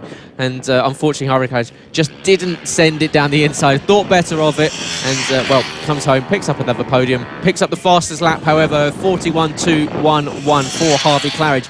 Just absolutely blistering consistency in lap times. So we're all within a couple of tenths of each other. Evan Belford, however, another win for him in the Xtreme 200s. Pretty decent weekend so far for the former Mkgp 70 winner. Yeah, absolutely. So he's done exactly what he's needed to do. Come out here, have a bit of fun, win some races, and get ready for his British Talent Cup campaign. And also has a slight mental advantage now over some of his British Talent Cup rivals, beating the likes of Harrison Crosby, Rossi Banham, riders that he's going to be racing against in the British Talent Cup in the upcoming British Superbike season. So a little bit of mind games at play already before the British Talent Cup season has already even begun. Yep, and so they will be back tomorrow for their second and third races of the weekend and their final races of the second round of the season. And but welcome everyone for joining us on this Saturday afternoon, late afternoon it is. Now, my name is Gareth Hall, joined as always by Tristan Finocchiaro. Whether you're joining us, of course, on FAB-Racing's YouTube or Facebook page, or you're listening live on motorsport.radio or on the website at motorsport.radio. Of course, get in touch with us. Go to Twitter or Instagram at motorsportradio, at FAB-Racing, and use the hashtag FAB-Racing to chat away about all things Fab, whether you're in the paddock, around the paddock, you're on the circuit, you're off the circuit, you're at home, you're on the drive, everything. Of course, you can get in touch with us, dropping into the comments and doing the good stuff that you do on the socials, like sharing and subscribing to all the channels. And we've had an absolutely great day's racing here under the sun here at Lydd Circuit. And we've now got mini F1 sidecars out on the circuit. We've got the 26, the Red Bull liveried Mick Williams and Michael Elms. Well, so far they've taken 3 from 3 with a probably an average winning margin of around about 25 seconds. What can anyone do to stop them? So the big question here, Gareth, is who's your money on? Well, you never quite know. That's the best thing about racing. Although we've got these runaway leaders, they're going to start on pole position. You never quite know. Anyone can make a mistake. We've seen a lot of frenetic racing in the mini F1 sidecar so far. Contact between multiple bikes, and it's all going to go down to the checkered flag. You never can quite say, you know what, I'm completely sure this one's going to happen. However, you've got to think that your reigning champions, your 3-time winners already this weekend, your pole sitters, they're the ones that are in best position to do so. They are the one that's lined up on pole position as they wait for everyone to filter into their allotted grid slots and send them away for their their first race of their second round of the season. And it's going to be the 26 looking to the lights. You can see everyone leaning down, getting ready to send it down towards turn 1 for this first time of this race. Lights on for the mini F1 sidecars, getting ready. And you can see already so on the nerves, so ready to tuck in. and it's a bit of a pause. Lights still waiting. There's a long pause. Finally, lights out for the Mini F1 sidecars, and it's a great start once again for the 26, sweeping into the lead. John Hosker on the 127 behind has had a good start. Adrian and Claire Ems behind. It's a bit of a bumpy start for Leo and Jason Greenstreet as they lose a position off the line and drop down into 5th position. But good start from the Ems pairing. They're up into 2nd.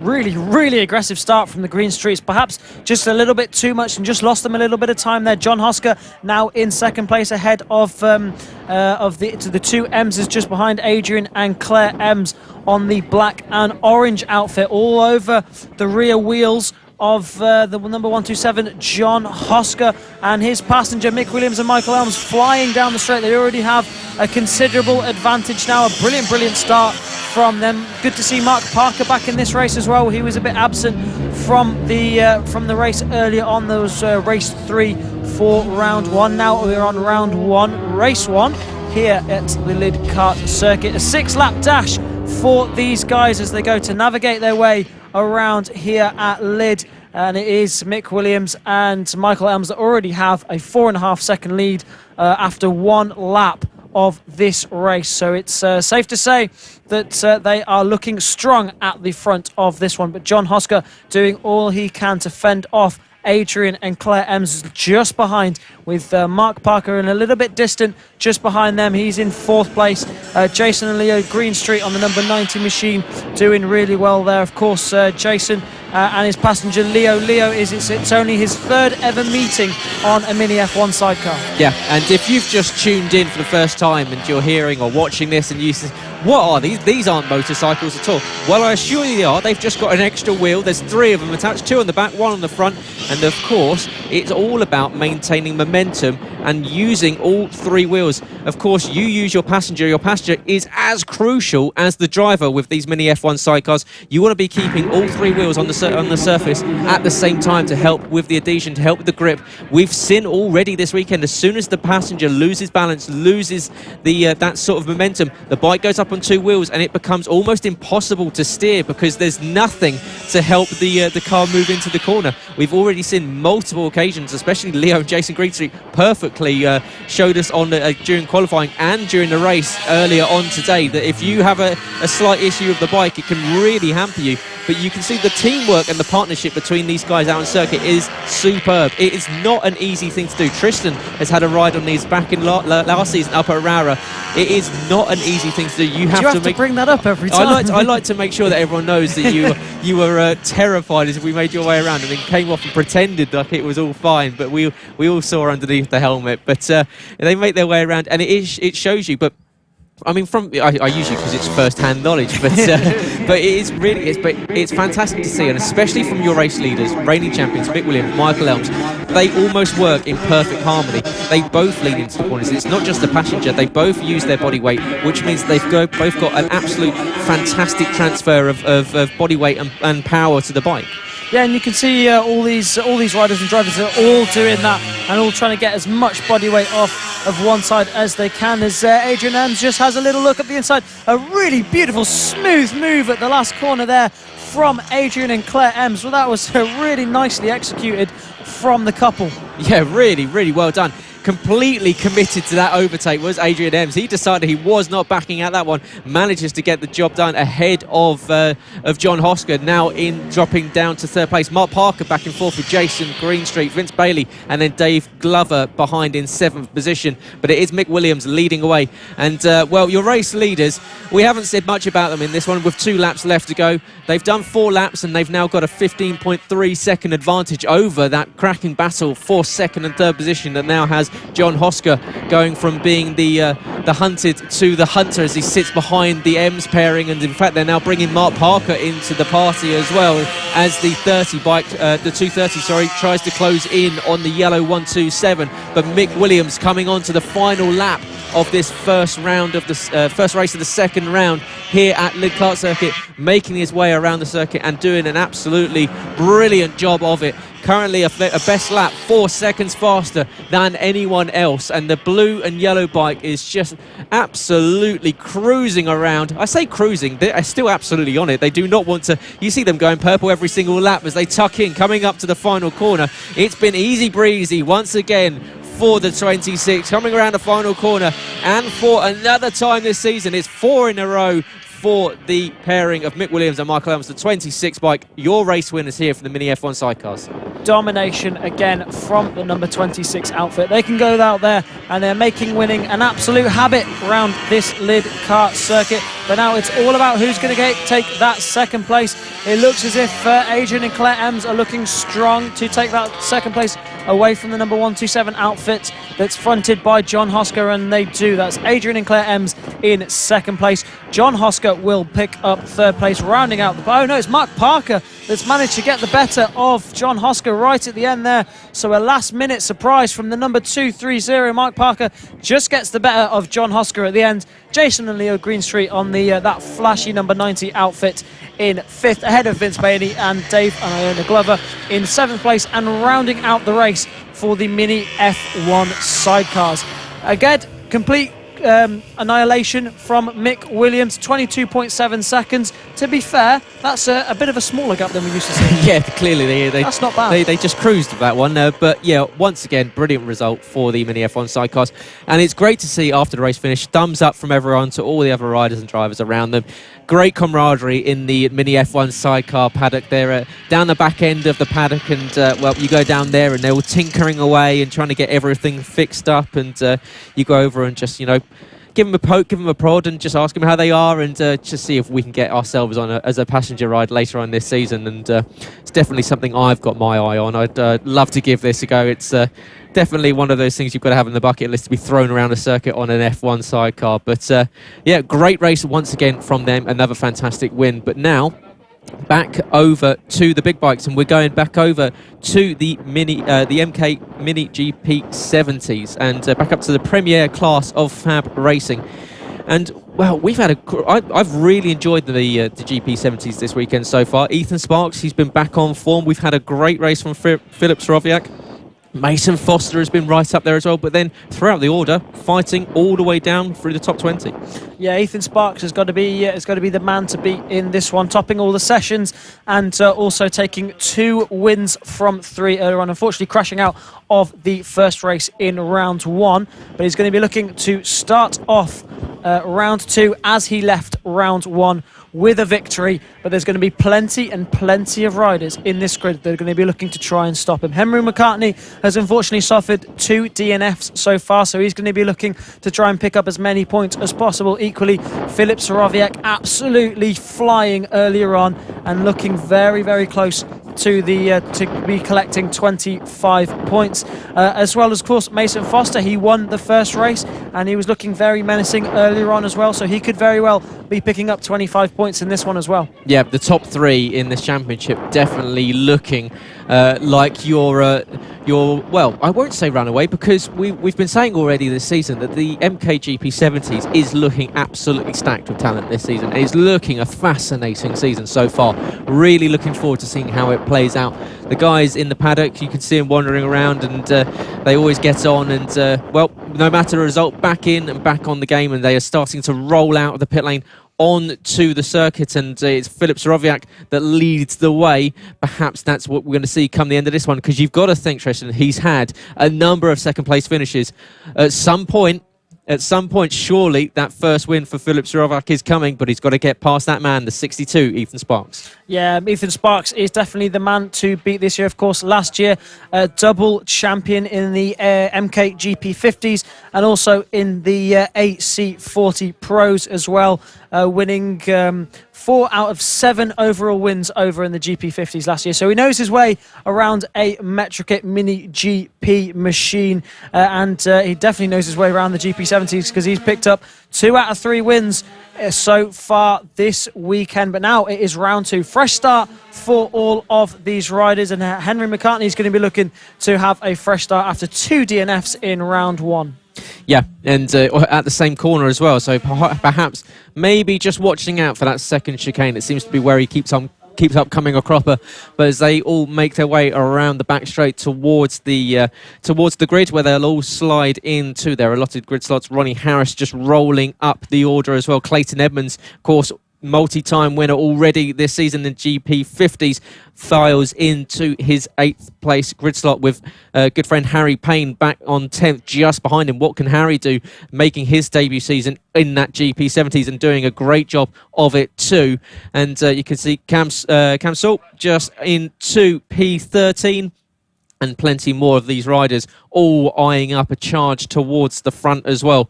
And this is, as we've said, every single race, it can go anywhere. You never know what you're going to get from the GP70s, the premier class of FAB-Racing, and they're getting ready to kick off their first race of round 2 here at Lydd Circuit. And, well, at the moment, it's the battle between Ethan Sparks, Philip Sorowiak, Mason Foster. But where else will we see a challenge come from as they get ready to look to the lights? And looks as though it's a good start there from... Actually, no, is that a warm-up lap? It looks like it might be a warm-up lap. A warm-up lap. Yeah, that would have been a very slow start. But, yeah, normally it helps if people tell us if it's going to be a warm-up lap. But so apologies. Yeah, so it looks as though we might have a warm-up lap there as everyone starts to cycle round, because otherwise that was a pretty casual start. It is a warm-up lap, so yeah, so we will form up back on the grid, but don't worry, another reset. We're going to have to reset ourselves because I was getting really excited for that one there. Yeah, I could tell you were, and I was like, well, some people are going before the others, some people can't be bothered to go. What's going on here? But no, thankfully, just a warm-up lap here. Philip Sorowiak looking racy though, trying to lead this warm-up lap, and hopefully he's going to be wanting to replicate that off of the start as well. That's what he's going to be looking to do. You can see Charlie Huntingford there as well, your LC40 Elite runner-up from 2020, of course losing out on that championship by a singular point, and now trying his chances over in the Mkgp 70 class. So many names this year, so many championship winners, so many race winners, so many podium finishers. It's just an incredible array, and the level is so high this year in the GP70 category, and it's really brilliant to see. Yeah, and which means you've got to be on your absolute top game if you are to be a race winner. Will it be Ethan Sparks? Will it be Mason Foster? Will it be Philip Sorowiak? But it's a good start off the line there for Mason Foster, taking it, holding on to the lead. Ethan Sparks in second, Philip Sorowiak in 3rd place. So it's a good getaway from Mason Foster, not having to worry about an attack from Ethan Sparks just yet. Managed to rectify something that he struggled with earlier on this weekend, a little bit of a poor start, but already Ethan Sparks on the back of Mason Foster, sweeping around into the 2nd sector of this one, but Mason holding on to the lead. Ethan Sparks, of course, AC40 champion and Mkgp 50 champion in 2020, looking at shaping up Mason Foster into the final corner on lap 1. Can he go down the inside? Mason Foster cuts his nose off right at the last moment. Philip Sorowiak, however, still involved in this as the breakaway 3 already as they come across the line to finish their first lap. Brilliant start from Ethan Sparks. He was just lightning off of the start. Really good reactions from the number 62. Ronnie Harris are now up there in 4th. This is a really good start to the race for the number 66 rider, of course, runner up to Ethan Sparks last year in the Mkgp 50 category, as Ethan Sparks has another little look at the number 88 of Mason Foster. Down into the right-hander, couldn't quite make it stick there, but still plenty of time for Ethan Sparks to make a move on the number 88 in this 11-lap race. Number 75, Philip Sorowiak, a little bit of breathing space just behind the number 62 of Ethan Sparks.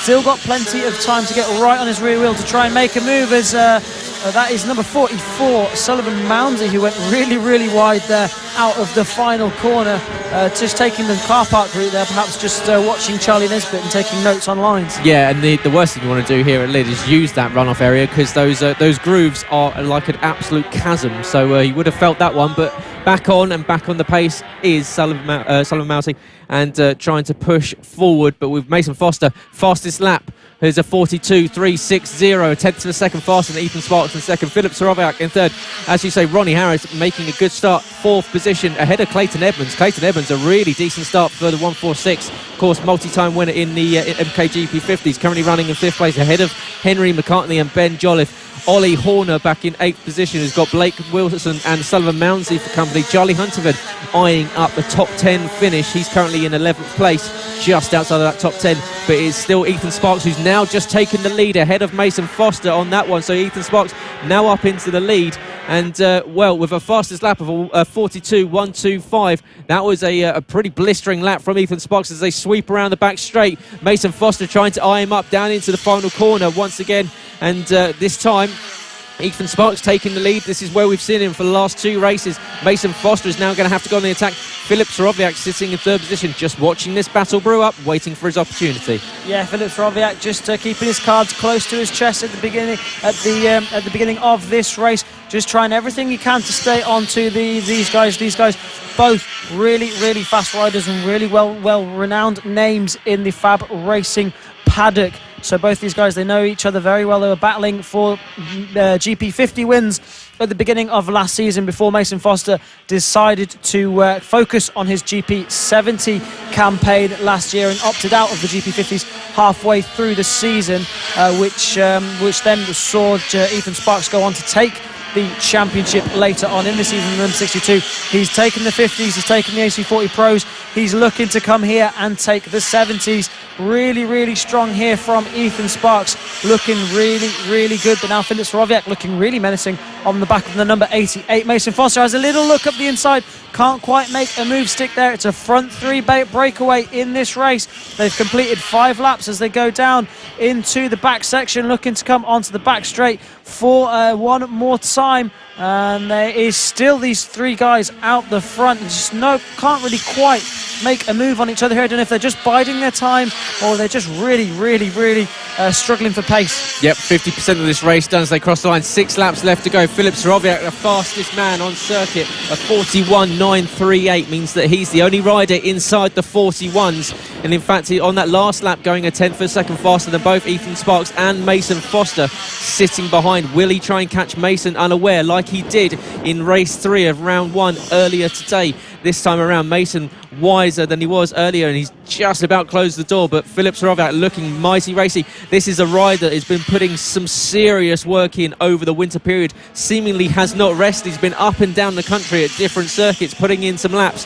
And at the moment, it is paying absolute dividends because he's fighting towards the front, somewhere where we did not think we'd see him come the end of last season. However, the man that we did think would be fighting towards the front is Mason Foster and Ethan Sparks, and that's exactly what they're doing. And they're bringing Philip Sorowiak with them. Ethan Sparks looking at making up for that retirement in the first race of round 1.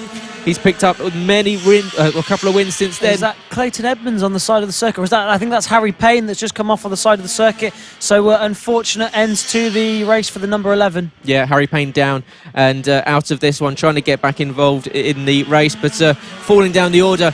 Ethan Sparks with a bit of a gap now over Mason Foster as they drop down, and they now come in behind 2 back markers, and this might come into play. Can Ethan close past? And he does get past them, and this is crucial. You can see that's going to hold up both Philip Sorowiak and Mason Foster. Perfectly timed overtake for Ethan Sparks, as the other 2 are going to have to navigate the lap traffic as soon as possible. But that was absolutely done to perfection for Ethan Sparks. He's now made himself up a big gap between himself and second. Yeah, he set that up beautifully, did Ethan Sparks. Timed it to perfection, managed to put a few bikes in between him and Mason Foster. And Mason Foster did the same thing to Philip Sorowiak. So we now are seeing a few gaps at the front of this Mkgp 70 race. With only a few laps remaining, they go down into the final corner for another time, coming around to complete another lap here for the Mkgp 70s. Ethan Sparks still leading this one and now has a second lead over Mason Foster, and he has another second lead over Philip Sorowiak. So these guys really filling it out now. Philip Sorowiak with the fastest lap of the race earlier on, but that's not going to do him any good now because he needs to try and get back onto the rear wheel of Mason Foster if he's going to have any chance of a second place or any chance of a win in this one. Of course, ridden extremely well so far this weekend, picking up multiple podiums in the GP70 category.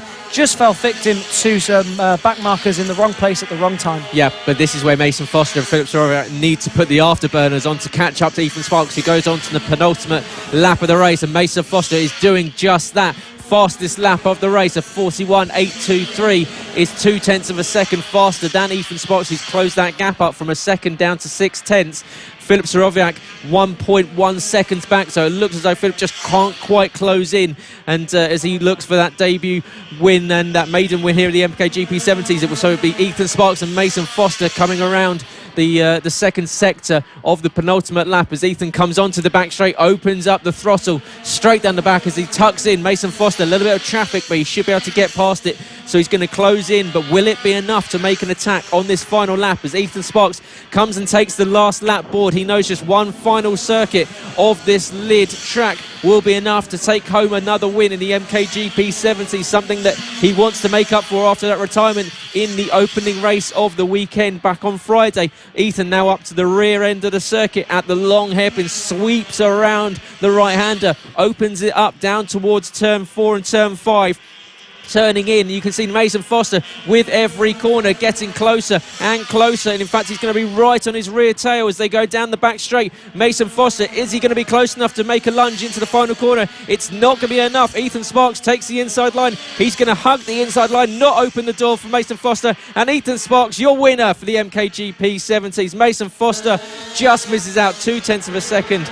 Filip Sorowiak finishing on the podium once again. Third place finish goes to Filip Sorowiak. Ronnie Harris, great result there for the 66 in fourth place. And Clayton Edmonds, another brilliant result. Clayton in the MKGP 70s, fifth place ahead of Ben Jolliffe. Henry McCartney in seventh, Sullivan Mounsey in eighth, Ollie Horner and Blake Wilson in ninth and 10th. With Charlie Hunterford just missing out on that top 10 finish, 0.2 of a second behind behind Blake Wilson. Charlie Hunterford in 11th. Luke Schofield in 12th, with Casey Sperry holding off the battle of Cam Sewell as they go around the final few corners up to the line. It's going to be Casey Sperry. A good race there from Casey. 13th, 14th and 15th come across the line in a blink of eye.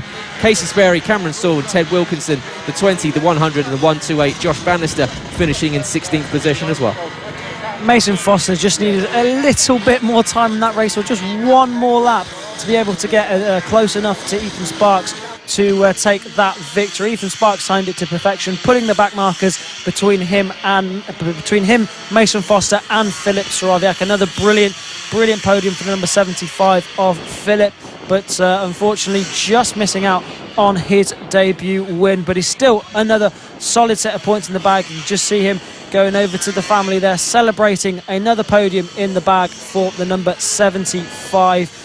But yeah, Mason Foster, one more lap and he could have had a bit of a better go, but he just needed to get through those back markers a little bit better earlier on in the race, and that's really what won it for Ethan Sparks. Yeah, 0.4 of a second faster on that last lap, Mason Foster, but just not quite enough. But it shows you this championship is going to go right down to the wire. The top three looking mighty fast. However, do not count out the likes of Ronnie Harris. He's had a couple of solid results so far this weekend. Another fourth place finish matches what he picked up last race as well. So Ronnie Harris looking to pick up this pace, of course, in his debut season, the MKGP 70s. Clayton Edmonds equally. He's had a season on these 70s. He knows how the bike works. He's just got to pick up the pace. You know that as he's got the pace underneath that bike, he can be fighting for wins. Ben Jolliffe, another good result from Ben Jolliffe, sixth place for him as well. Yeah, good result there for Ben Jolliffe, the number 125. We saw him last year. At one point, he was challenging Johnny Garness for the win. If you remember back last year, did suffer a bit of a crash. That was back at Clay Pigeon last year. So unfortunate for him, that was back then. But we've seen flashes of real brilliance from Ben Jolliffe. So just waiting for him to completely click and be scoring consistent podiums and consistent wins, because the potential is definitely there. Clayton Edmonds in fifth. We saw how strong he is over in the 50s, taking all wins so far in the GP 50 category, and he'll be looking to try and translate that pace over into the GP 70s in the future. Absolutely so. And that rounds out an absolutely mega day's racing here from Lydd Kart Circuit in the southeast of England. So make sure you join us tomorrow for the remainder of the races. Plenty more races left to go, over 20 races tomorrow, so you can enjoy on a sunny Sunday afternoon, wherever you're watching, whether it's at home, in the paddock, on the journey. Of course, you can listen on motorsport.radio, or you can go to FAB-Racing's YouTube or Facebook page. But thank you very much for joining myself, Gareth Hall and Tristan Finocchiaro for today's racing. We'll be back tomorrow for plenty more action from FAB Racing.